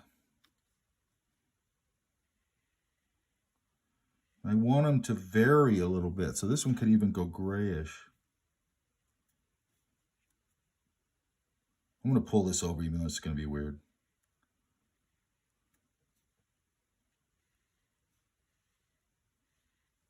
So it's a little wet. I'm getting a little bleed right there. So let's dry it up here. Hang on. Okay, so here's a little more bricky red there. That's not bad. And then look what I'm doing. I'm not going all the way up. Why? Because then that little blast of gray lives in there and feels like the mortar color. Does that make sense? Yes. And I might put a little bit of this here. Let's go right across there. I don't want to put too much. I might just go, okay, that's it. And then maybe the top is a little more of this. Let's try that. Finish it off. Maybe the top's more of a cementy kind of thing. And then once that's dry again, which I'm going to dry real fast again, there's another thing I could do.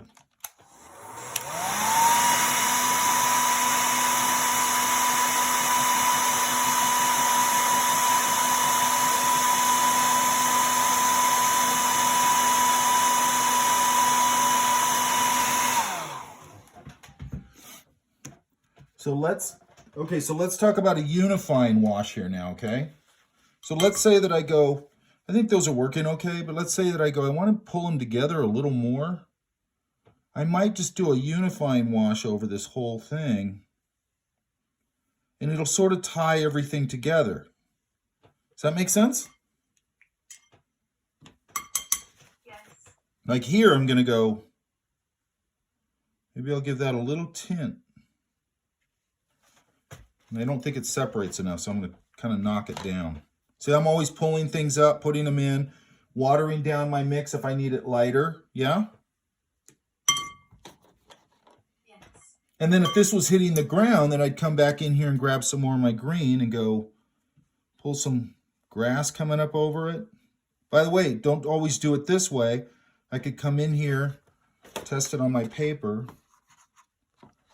You know, and I can push it this way and start getting a little bit, you know, more random mark making a little bit. I might even spray them out a little bit.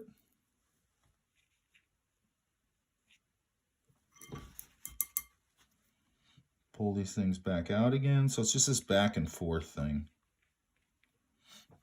Oh, and then I might come in here with a little darker value where it's starting to go under the brick and give this a little bit of a shadow side away for the lights up here.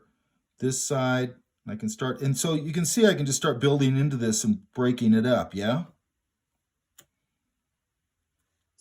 Yes. And then another thing I might do, you always save these old toothbrushes, right? And you want them to get frayed, right? What I do is once they get, you know, I'm going to use them, I throw them in the dishwasher so they're not too disgusting. And then I'm going to grab a little bit of this.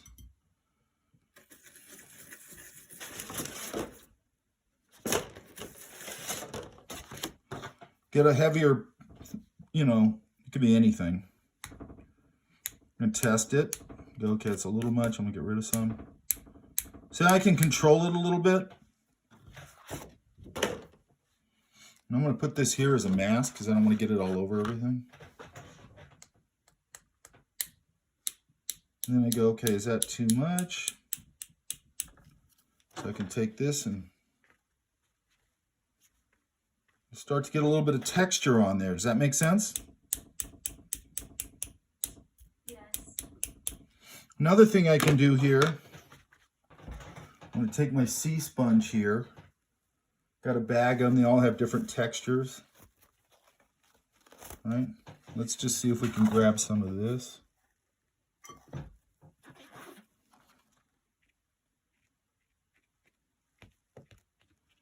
I could add another layer of texture onto this. See that?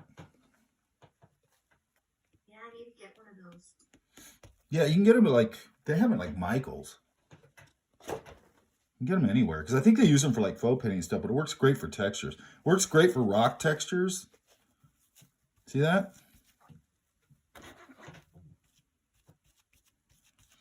So what I do, like if I was doing a real, like look at that, that's starting to look cool. And look at it, it's starting to meld together a little bit. So now I could go, it's melding together a little bit. So I'll go back to my idea of shadowing this side a little. So I'll get a little bit of separation there again. I'm going to take my really dark value here.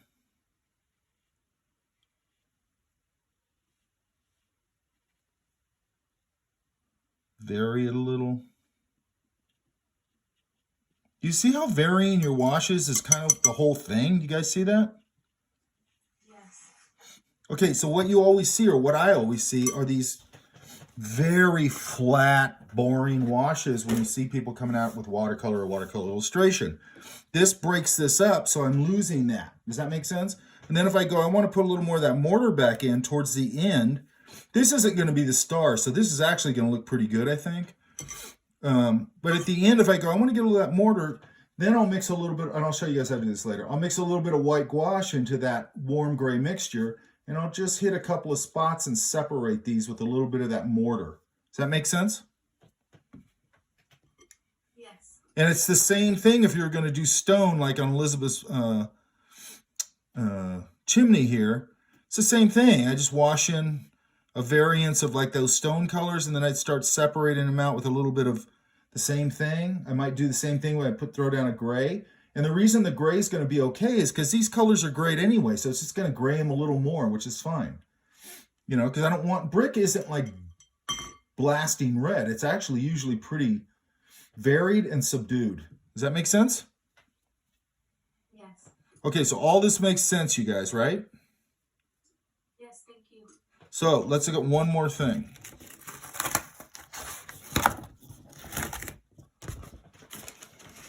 We already talked about this, so we know that. So what we just did is went a little further than here. So we had here, we did the underpainting, all this stuff. And now you can see where I can start to build up into more, what do you call it? More refined. Does that make sense? So when you're doing a character,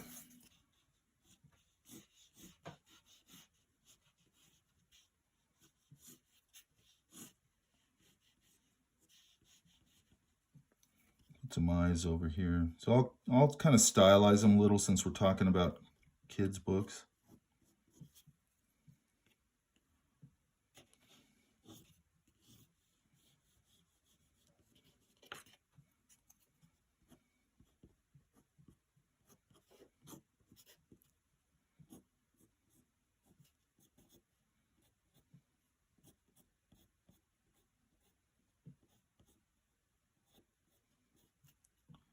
Look, I'm going to put a little value in here just to show you guys something.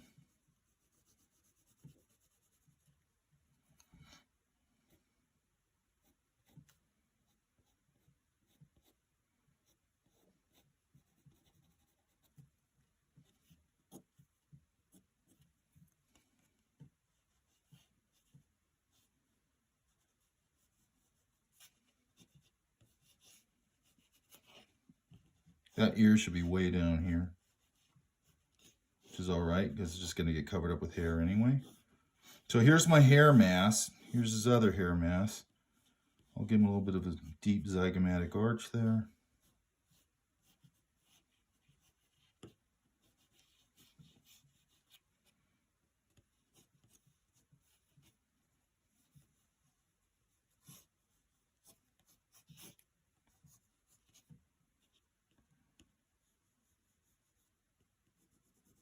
So let's go.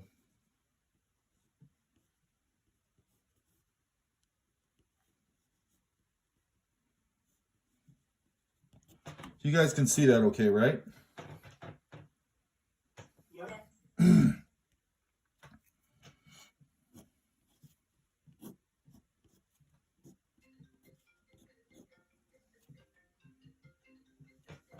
Hang on.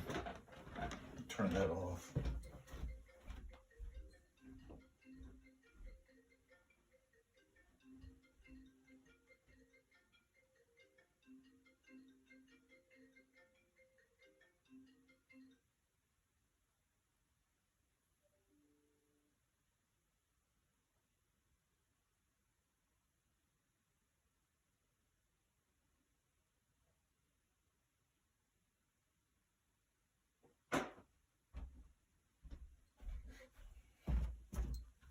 Sorry. Okay, I'm gonna wipe down my palette real quick. So I'm gonna get rid of these colors I was just using. And look, you wanna keep these things reasonably clean, and when you got a plastic palette like this, that's one thing that's nice about watercolor. So I can just wet this down.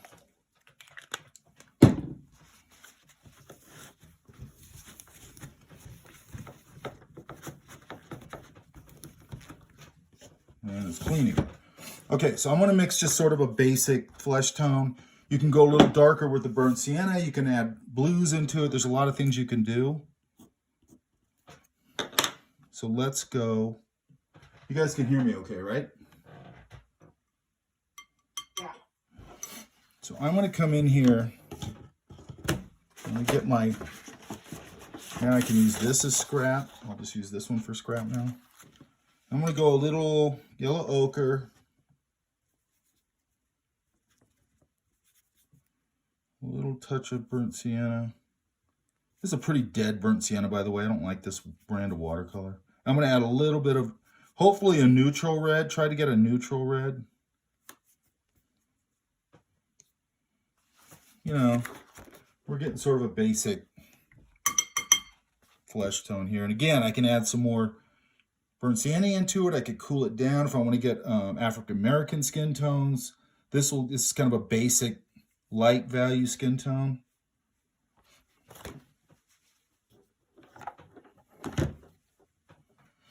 And then I'm going to wet this down a little.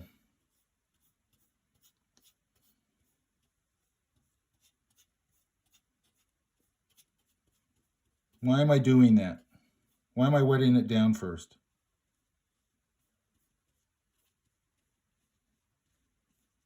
Give it a base. That's part of it, but I want to work into this while it's still wet, because here's why.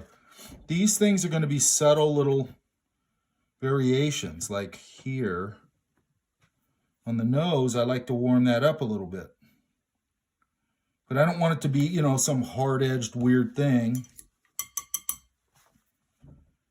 To give it movement. Yeah, that too. I'm going to warm this up. I'm going to warm up his cheeks a little bit. And this is going to, you know, it's going to dry a little warmer. By the way, when I put this on the other thing, you'll see the color better. Right now it looks pretty washed out on my screen, but on my other camera, it should look pretty good. Yeah?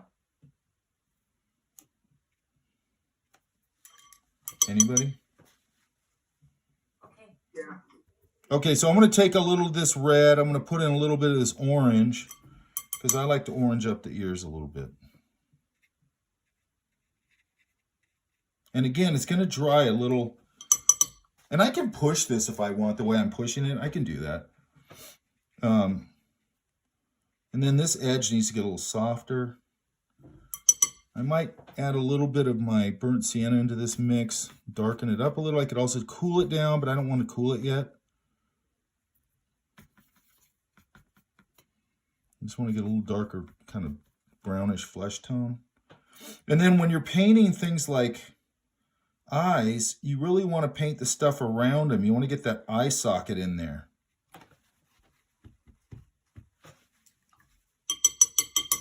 See how it starts to give it form really quick?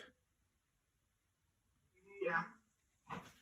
And then I regulate it. I'll pull it out, try different things. I want to get that whole eye socket in there. And we'll go a little darker in that pit right there. And then I might go, maybe there's a little shadow value on this side of the nose.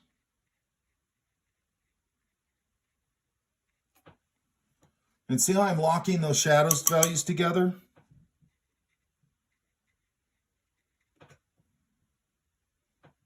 Yeah? Yeah. I'm just going to warm up my flesh tone a little bit and get a little bit of this. That's a little too brownish. I'd probably get a little, that's not that bad actually. I'm going to get a little more red in there. I don't want it to be totally red. So what I usually do is I start off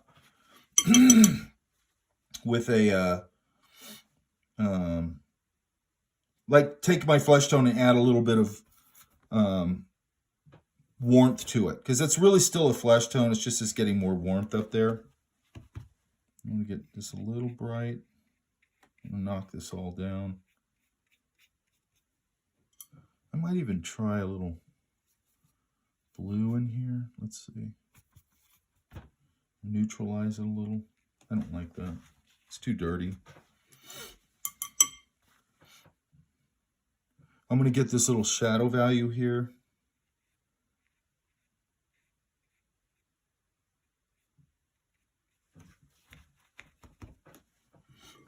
Now see how we sort of defined this side of the face, this shadow values in the eye sockets, yeah? Yep. But the real issue here isn't really like we're drawing a face or whatever. It's really not about that. It's about the big idea, and then we're working in, you know, get those big shapes in there, lock them all together, and then we start moving into the shapes, correct? Correct. So let's look at, now I'm going to go into this little pit of the eye right here, because I always like to darken that. Maybe in there. And then I can start to darken up these eyebrows a little bit. A little too hard-edged. I'll hit them back. And if you see, I'm finessing this. I'm not coming in here and doing all this linear stuff. Let's mix sort of a dirty blondish color. So I'm going to take some, let's try it with some yellow ochre. And I'm just mixing complements right now. That's all I'm doing, other than the flesh tone thing. So now I'm going to go in with some, I got yellow ochre. I'm going to mix some purple in there. Why? Because it's complement. And what that'll usually give me, I'm going to add a little bit of cad in here to really give it a more orangey or a yellowy look. I'm going to add a little more. Get a sort of dirty blondish kind of thing.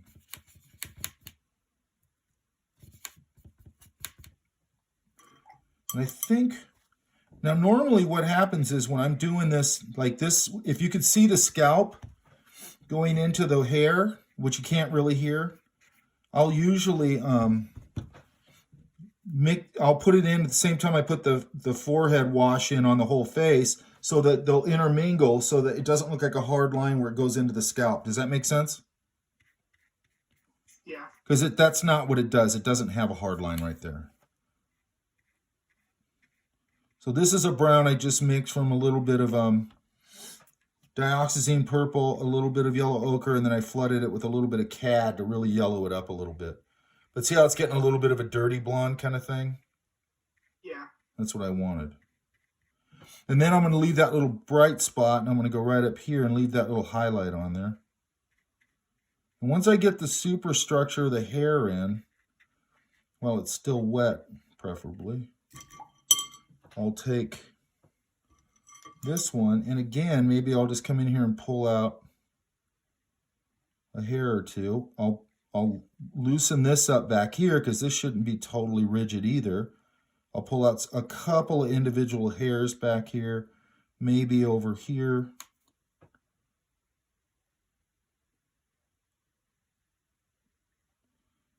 I'm going to get rid of that.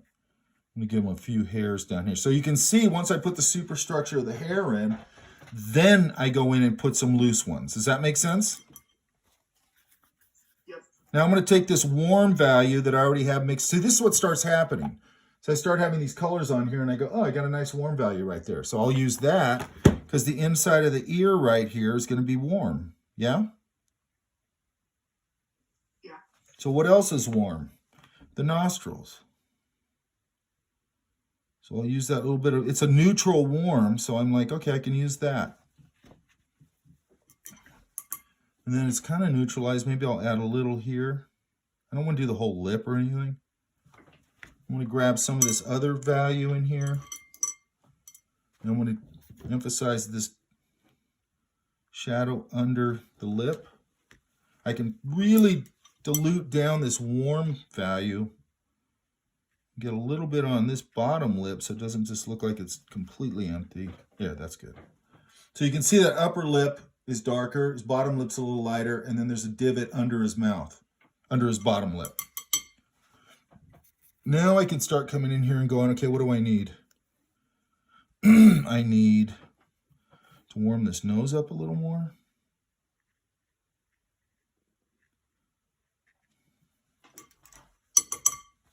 And you'd be surprised how warm you can go with a nose or whatever. I'm going to warm up this ear a little more. Probably find that shadow value down here. And then let's dry it up a little bit. Oh, let's do this. Let's go. Let's say he's got a blue shirt on. We got a lot of warmth in there. So let's just say he's got a blue shirt on. So I'm going to go.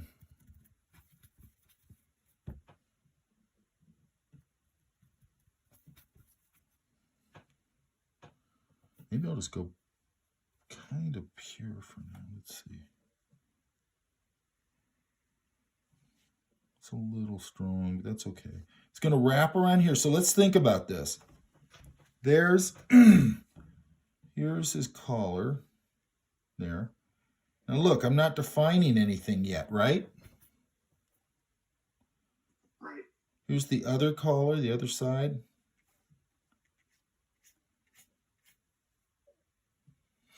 Look at that cool little edge right there, that little dry brush edge. Why am I not defining all that yet? Because I'm going to go and I'm going to leave like he's got an undershirt on here. This is going to come out somewhere over here probably.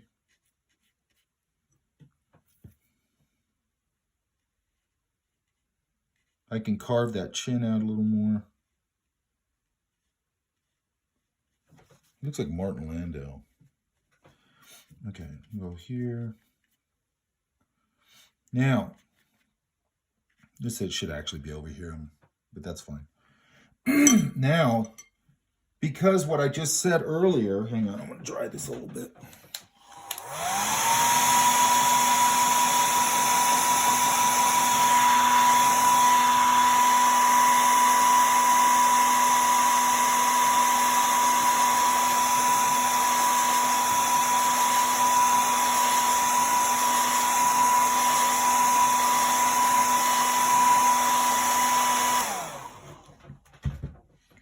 Because of the idea of putting down a shape and then carving into the shape, yeah? So we're going to go here. I'm going to get a smaller brush. I'm going to mix a darker value of that same shirt color. So I'm just going to mix in a little orange into this. Really get it dark. And then right here, there's going to be a shadow value. And that's actually what's going to define the edge of this collar. You see that? Yep. And then back here, it's going to go darker as it goes around the back of his neck.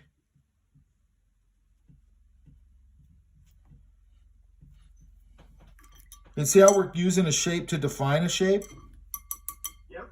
Now I'm going to go, I don't know if this will work. Let's try this. I'm going to take some kind of pretty pure color here.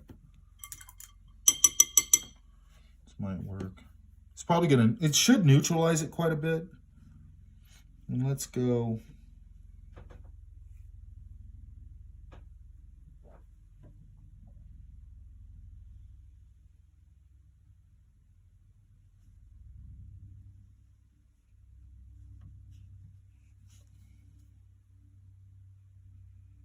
And I can start to put a plaid pattern on here. Again, I'm defining the big shapes. I'm not starting with all these little small shapes. And then it would come over here. It would wrap down here. Okay. Then what usually happens with this type of thing is another shape goes over it, maybe a little bigger. And it starts doing that. It starts going darker in the overlap. It's basically how plaid works. And I would just try and wrap these around this form a little bit. And then what I usually do, and then I have to come in here and do the same thing. This should actually come all the way over here.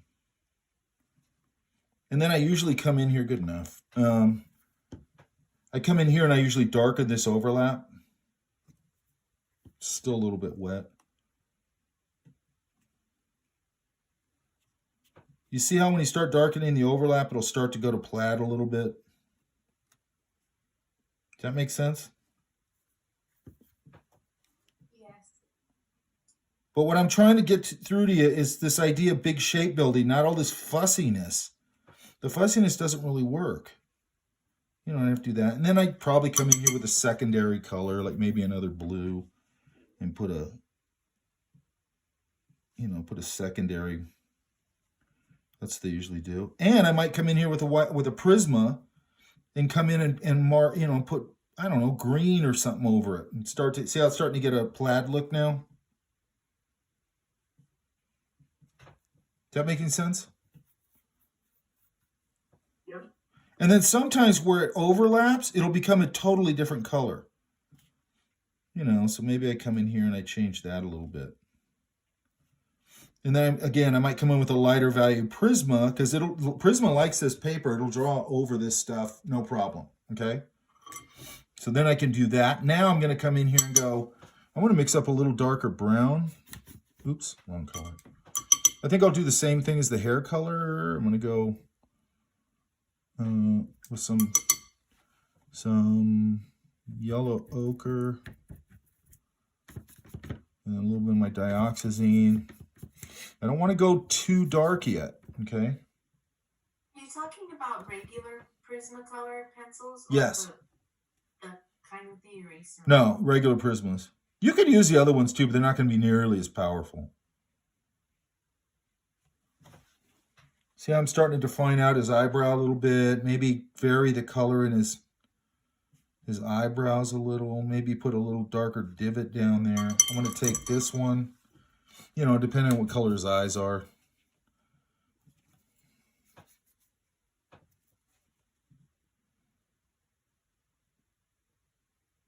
They could be blue. They could be whatever color you want. I'm going to leave a little bit of light in there. Then I'm going to take a little bit of this blue and I'm going to put a little, let's see. Yeah. It's a grayed down blue and I'm going to put a little gray line right there.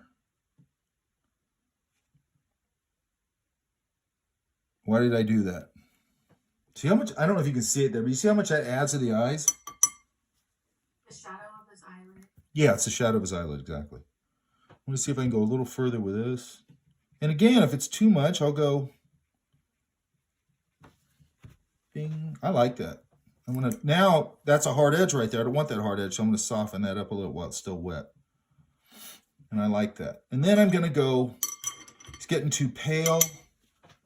I need to go back to sort of my original. I need to let all this dry, and then I need to go back to my original flesh tone. I'm going to try it with just a little bit of warmth in it and see how that looks. Sometimes you don't need the burnt sienna.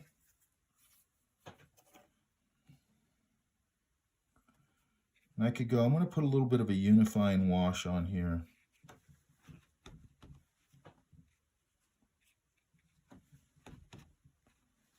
This side's a little more lit. But I want to stain it a little bit so he's not so pale. Unless I want him pale. Put a little bit of that zygomatic arch in there. Go back here and get a little bit more of that.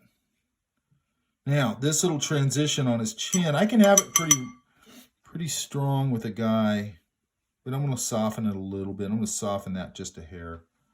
And I might cool that down later on. And then I'm going to keep going through here and going, okay, I can darken this and neutralize it.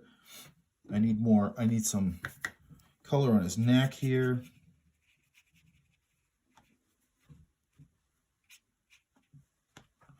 And you see how it made this little bloomies, made these little random washes. You see that? Anybody? Yes. I liked that. I love the random. I love those edges. I can always go back and paint around them and over them, but that just gives me interesting stuff. Does that make sense?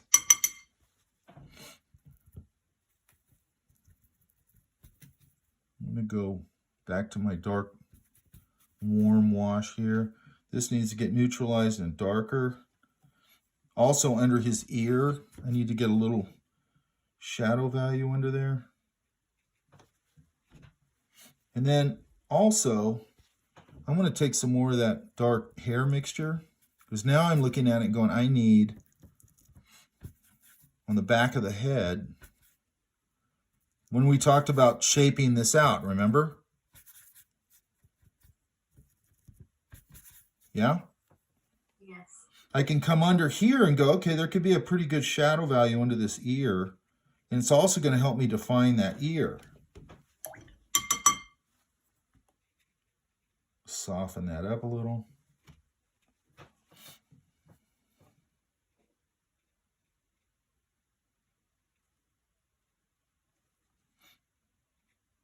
Maybe get a few darks down here. Down here. And I'm starting to just go in and shape. Forehead could get a little warmer probably. I got to decide where I'm saving my lights, where the light's hitting his head. Now, one more thing here. If this guy, this is a real easy trick, hang on.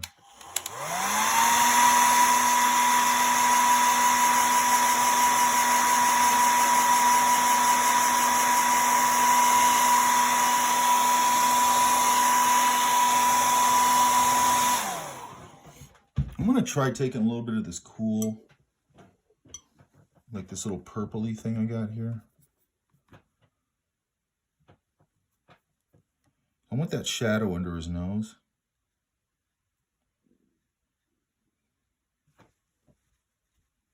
That's not too bad. Now, why is that purpley wash working?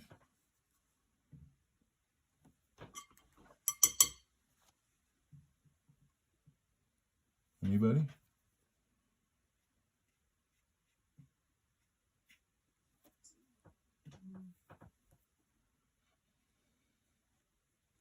Because I've got a bunch of yellow in here. They're complements.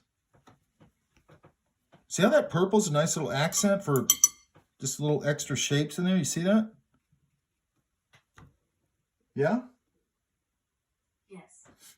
Okay, I'm going to also grab this and go, I can probably get a little bit of dark under here. Even down here. And look at, I'm going dry brush now, which I like. Dry brush just means I have very little water on here. Drag it across, and it gives me a nice little textural mark. That's good for ground cover. It's good for all sorts of things. And here I'm just using it, just an artistic decision. I just like it. And it's soft. Okay, so now I'm going to just grab a little bit of ultramarine blue. I'm going to really water it down. So look, I've got a lot. I'm flooding this with a lot of water, watch. It's barely, hardly any pigment, okay? Then I'm going to come down here on the lower part of his face. And it looks really strong right now, but I'm going to go. And see how I gave him a 5 o'clock shadow? Yeah, that's cool. Yeah, it is cool. All right, so then I got to get this cheek mask here. So I'm going to take a little more of that purpley wash.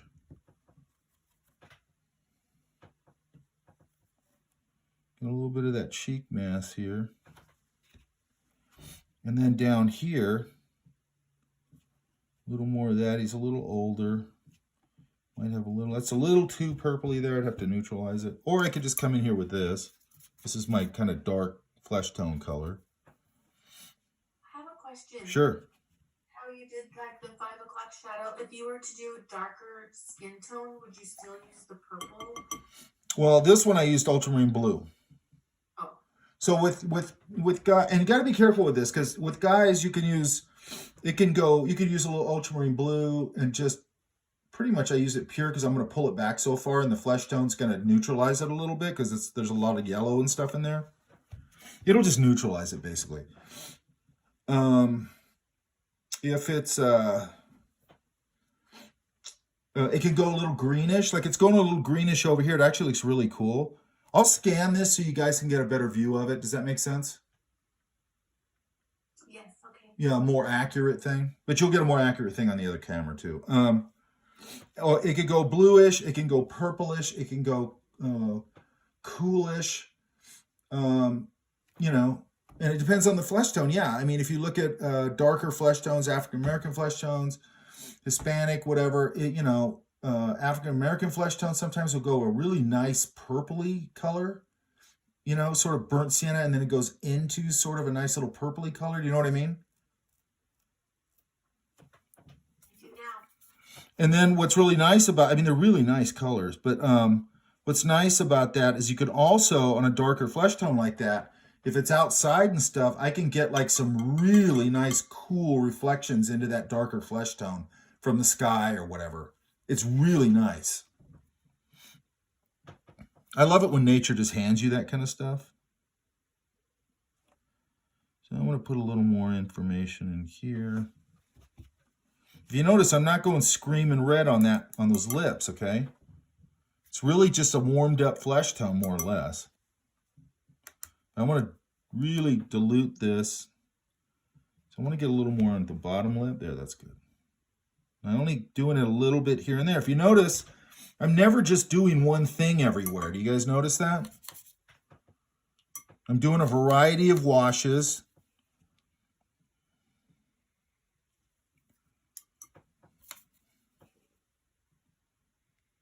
And now I'd start looking at, okay, where do I need more value? Can I go a little darker right there?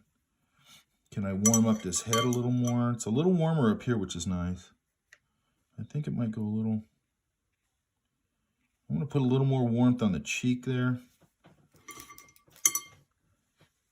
Does that all make sense?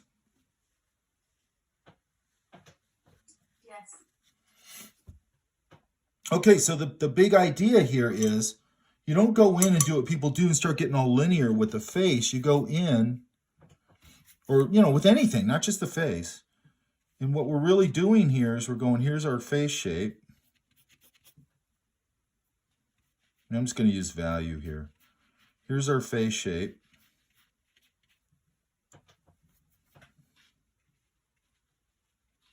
Let's say we got a darker value over there. There's the ear right there. Here's the nose area, getting a little warmer. Because this is what we're doing if we get rid of the line and everything. That ear gets a little, oops, gets warmed up. I'm pushing it a lot harder so you guys can see it. Okay. And let's say that's the nose. And then the way I'm thinking of the eyes is I'm coming in here and going, I don't start with the eyes. I go, there's the eye socket. Can you guys see that?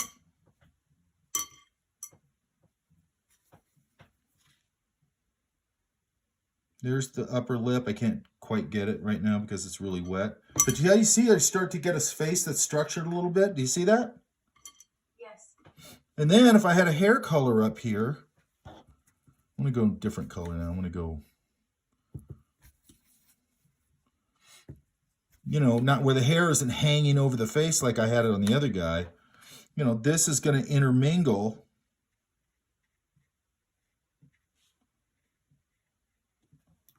Right here. I want that edge to intermingle with the, you know, the scalp.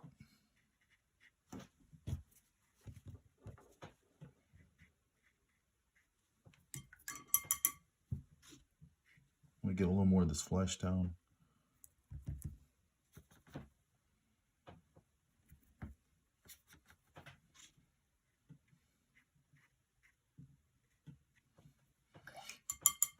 And can you guys see how you need that flesh tone to intermingle with the when it first meets the hair?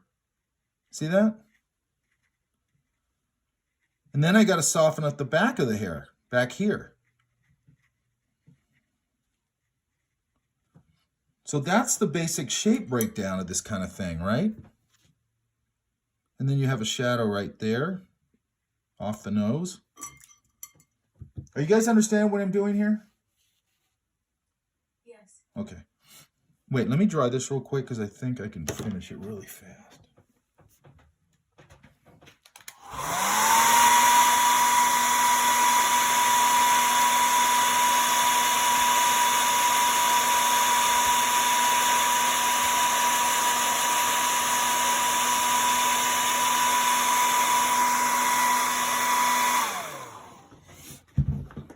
I don't like this red, by the way. It's too cool.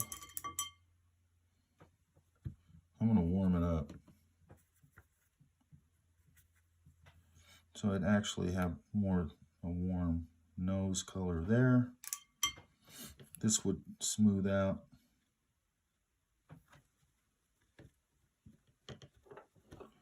And then let's get the mouth in there. You got that upper lip here. That's way too red, but it's fine. You can see the value. And then underneath it right there, you're going to get that. And then that should be more neutral. Let's get it more neutral. That's better. Yeah, that's way better. And then once I establish those eye sockets, okay, see how we're starting to get structure without hardly anything? Do you guys see that? Yes. Because why? We're locking into those big shapes. Let's define the neck right there. A little short, that's okay. So now we're defining where the chin lands by a shadow value under the neck. Does that make sense? It's a little high, but that's okay. Let's get rid of it a little bit. Get down here. Do you see how we're butting this shape up to define the bottom of the neck and the jawline and the chin? Yeah? Yeah.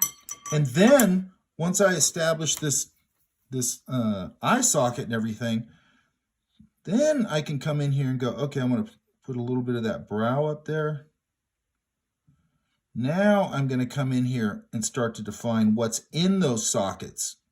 Because now I'm setting something into a socket. Does that make sense? Yes. Because what happens is if you don't know that, what I'm really doing is I'm painting the shapes around the eye. And then now look, I've got this mass of the nose. Now all I have to do is define it. So I'm going to go into a darker value. I'm going to neutralize this red with a little bit of green. Let's try this one. I have to really neutralize it. It has to be really neutral.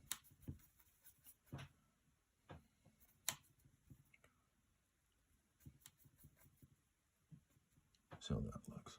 That'll work. Now if I just put the nostrils in here, see how we're starting to get a nose? And then we just put this little cheek mass indication right there where that's starting to hit the nose. I'm going to soften this side of it because it's going to roll over into the cheek. Then I can come back in here, get some value, define a few things in here, like really get that eye, that pupil starting to pop. And then I'd start building, you know, a shape, not a line, a shape of this, that little pad under the eye.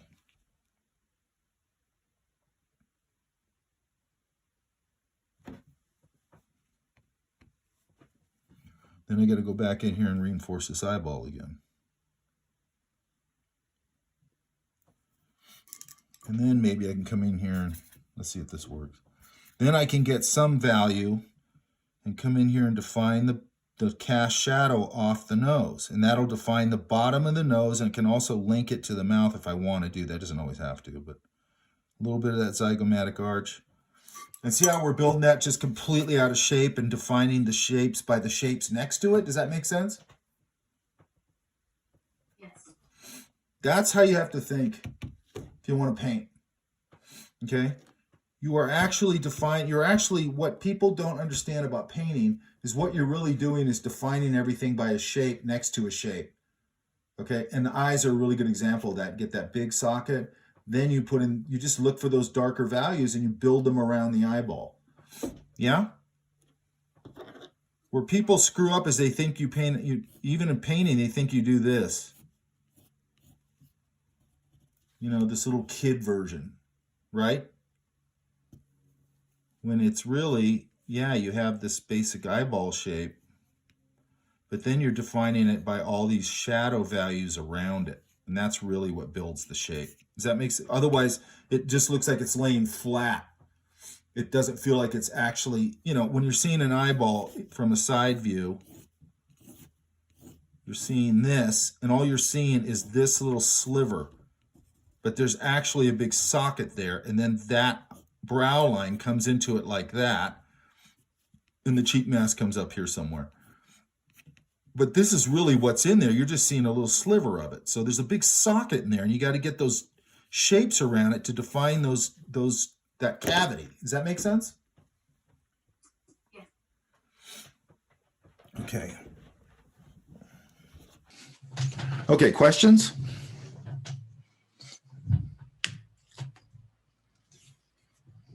Nobody? What is our homework for this week?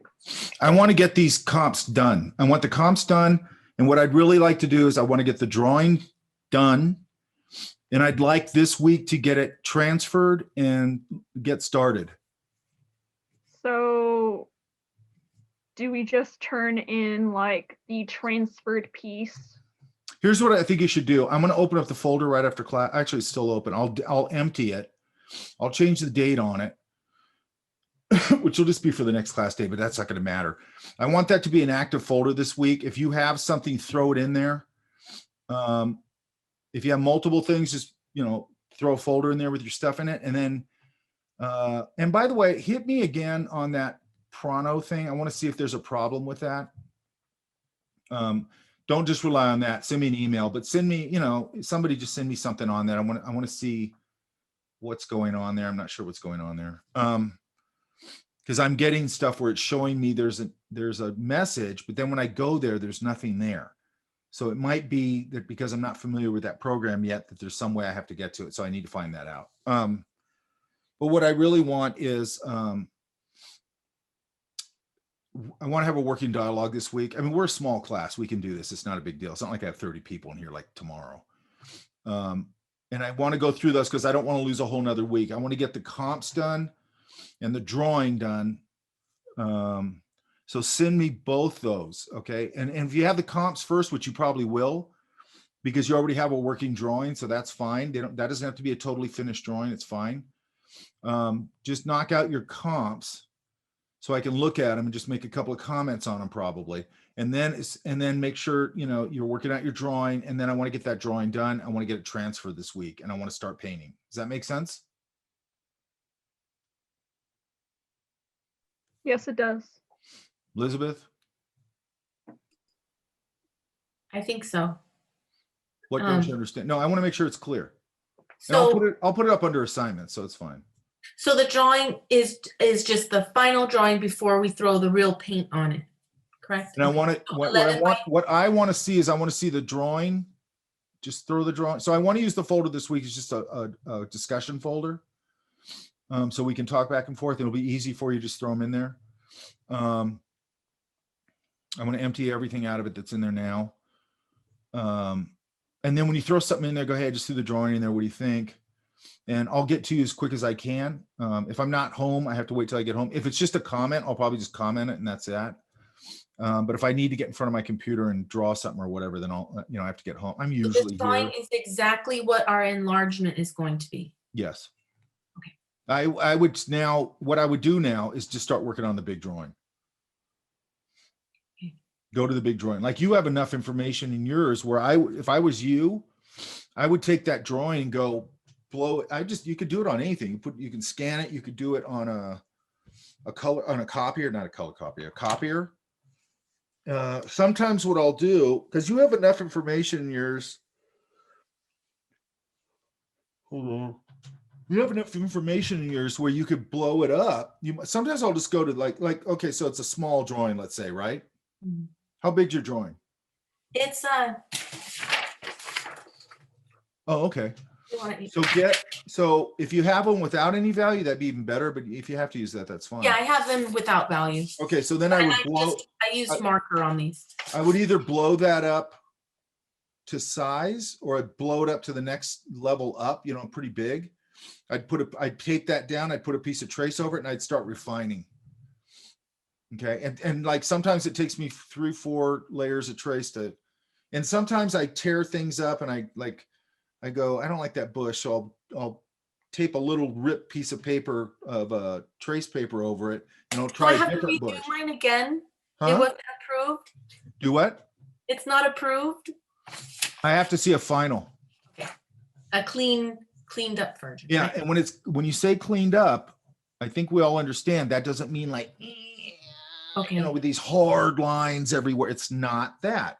It's a fleshed out, finished, natural looking drawing. That, to me, that's really important. Now, if you go down the line and you go, I want to do a really tight line, that's your business. I don't care.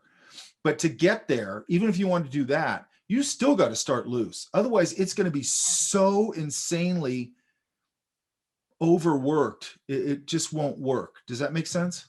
Yeah. So you want to think about your line quality, because some of your line's going to live through in this thing. So you want to think about your line quality and all that kind of stuff. Okay. And then just do a nice finished drawing. I mean, you always have to go. See, this is what bugs me is that, and again, I see this all the time in the program where these kids, I tell them exactly what I just told you, and they don't want to do the work. They just go, this isn't good enough. And I'm like, it's not even close to good enough. Yeah. You know what I mean? It's like, Yeah, I don't want to waste time. I want to do the best I can come up yeah, with. but I'm just talking about they don't want to put, and I go, look, when I sit down and do a final drawing, I got to sit there and really work that drawing out, man. I don't just, but what I'm trying to get you to is that we're starting very loose and very loose, right? And then we're just constantly tightening it up a little bit and refining and redesigning. And it's just, hopefully, the way I always look at it is I'm looking through a camera and I just slowly turn that lens until everything comes into focus. That's kind of how I think about drawing. Okay. And that's what we're doing now. We're going to start turning that lens into focus and just learning how to, and by the way, it's a learning process. Okay. I get it. But when you have as much information in yours that you have, especially in that one I worked over today, that I can blow up and I can start using that as my jumping off point. And what I'm going to do there is then I'm going to go, what I was going to show you earlier, by the way, hang on. Because I don't know where you were, hang on. Look at So this. these, because I told you I've done 100 different versions. Yeah. But I was using big paper and then photographing it and then, and then I printed it small like this. Okay, hang on. I'm trying to find this thing I want to show you. There, you see it? Yes. I mean, look at how simple this quail is. By the way, I put pumpkins out. I put the pumpkins that are dying out. I threw them out in the forest out there and the quails came and ate them. Big quails, they look just like that. I love quail. Yeah, they're neat. Anyways, really personality, this is just the simplicity, how simple that is. She's a really good person to look at for this kind of stuff. I mean, just, it's I like looking at inspiring stuff. It gets me all fired up. You know what I mean? Mhm. Gets me super fired up. Look, the dog is cool. And what we were talking about earlier is that a lot of these, she's taking this drawing, let's say, and then she just starts washing color over it. And by doing that, what happens? It's got all the values underneath it already. They're gray. So that means they're going to tint to the color that's washed over them. And they're going to assume that value. That's a grisaille technique where you're just painting glazes over a full value under drawing or painting, right? In this case, a drawing, right? I work like this a lot. And what's nice about it, as soon as you wash that color over it, it's like, boom, it looks like something. You know what I mean? Mhm. So if you look like here, well, let's find one. here. So you can see a little bit of that drawing under there and stuff like that, right? And then she's kind of reinforcing it. And then you sort of lose it a little bit. This tail color is really nice. There she goes pinkish, and then it goes a little more flesh tony, and then it cools off a little. Modulated washes. Yes? Yes. Modulated washes right there. That's a really important, look at these. Cools down a little bit under here.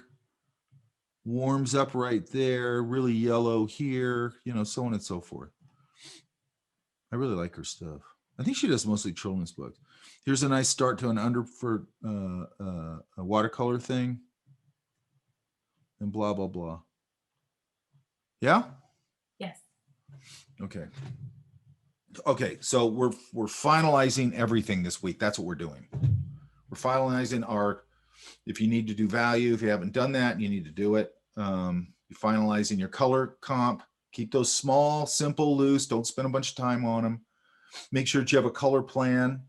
Don't do what I see people do all the time. They go, oh, I'll make the house purple, and it's purple out of the tube. And I'll make the trees verde and green, it's verde and green out of the tube. And I'll make the front yard blue for some reason. And I'm going, what are you doing? Like, A, you're mixing, you're just putting everything in out of the tube, which is hideous. And two, you don't even have a plan. Like, what's the plan? Okay, the house is blue. Okay, can warm up that horizon a little bit, like we talked about when I was just demoing that, right? That'll give me a little warmth back there. And that's what it does anyway. The horizon gets warmer towards the horizon. Or the sky gets warmer towards the horizon. You know, it goes up to blue, so on and so forth. Okay, I'm going to have this sort of a greenish thing going on over here. I might have both sides the same. Maybe they're the same type of plant, shrub or whatever. Or I might go, this one's really warmish and this one's a little different shade of blue. You need to look when you see masses of green. You need to actually look at this. When you look and you see a big mass of green stuff, right? And hopefully it's like different types of trees or whatever. You have to, what you really got to look at is that the only thing that's going to separate those masses for the most part is temperature, because it's a big sea of green, correct? Mhm. Well, some of those greens are going to be warmer and some of them are going to be a little cooler, and some of them might even go a little more warmish, brown, whatever. And when I wash that all in, I'm thinking about that. I wet that whole area down and I go over here. It's like this, like warm, nice ochery green. Then it shifts to this cooler green. And I do all that when it's wet, like we did in the first little thumbnail, one of yours. Does that make sense? I'm setting that all up underneath. And then if I need to work over it, I'm going to work over it. Anything that's way in the background, that might just remain a silhouette. Things as they go forward, I got to break them up a little bit. And then I'll start knocking things over it, just like we did the eye socket. Put that big shape in there. Then I put the eyelash. Then I put the brow. Then I put the eye socket. Then I put this dark thing and I start building it. Does that make sense? Big shape to small shape. That's what you got to start thinking. You got to start thinking shape and tonal and not linear. Does that make sense? Now, in this technique, we have also the benefit that we have that drawing living in there, and that's going to help hold everything together also. So it's a nice way to stair step into this idea. Yeah? Yes. Okay. I'll put up the assignment thing. I'll get this video up as quick as I can. And I think that's it. Yeah? Yeah. Oh, don't work on anybody else's work this week. It's all my work. Yeah? Yeah. This stuff is what you got to know. You want to do anything. I don't care. Digital. I don't care what it is. I You have won't to know feed this. my kids. I won't cook. I won't clean. I'll Yeah. just do this assignment. Yeah, you don't need any of that. Yeah. Just tell the kids are on their own. That's fine. Yeah, they're fine. They'll survive. They'll burn the house down. Well, they'll survive. Yeah. Frank always says, I go, hey, where's Simon? That's he goes, oh, I dropped him off behind the liquor store and I gave him some beer. He always says that. And I go, you know what? That's what people used to do in Norwalk when I was growing up. Cliff's Liquor. If you go behind Cliff's Liquor in the liquor store or the parking lot, there'd always be like 3 or 4 guys back there drinking out of, literally out of the, the bottles in the bags, like drunks. They just stand out there all day. Funny. Okay, you guys, I'm gonna let you go. Okay. Okay, bye. but I want to be in communication this week. I feel better now, so I should be more on top of it. I got a bunch of stuff I got to do this week, but so what? I'll get your stuff mobily, so that'll be fine. And then I'll get back to you as quick as I can. Okay? Okay. All right, you guys. Thank you. Thanks, you guys. Thank you so much. See you on Bye. Tuesday or Friday. Yeah.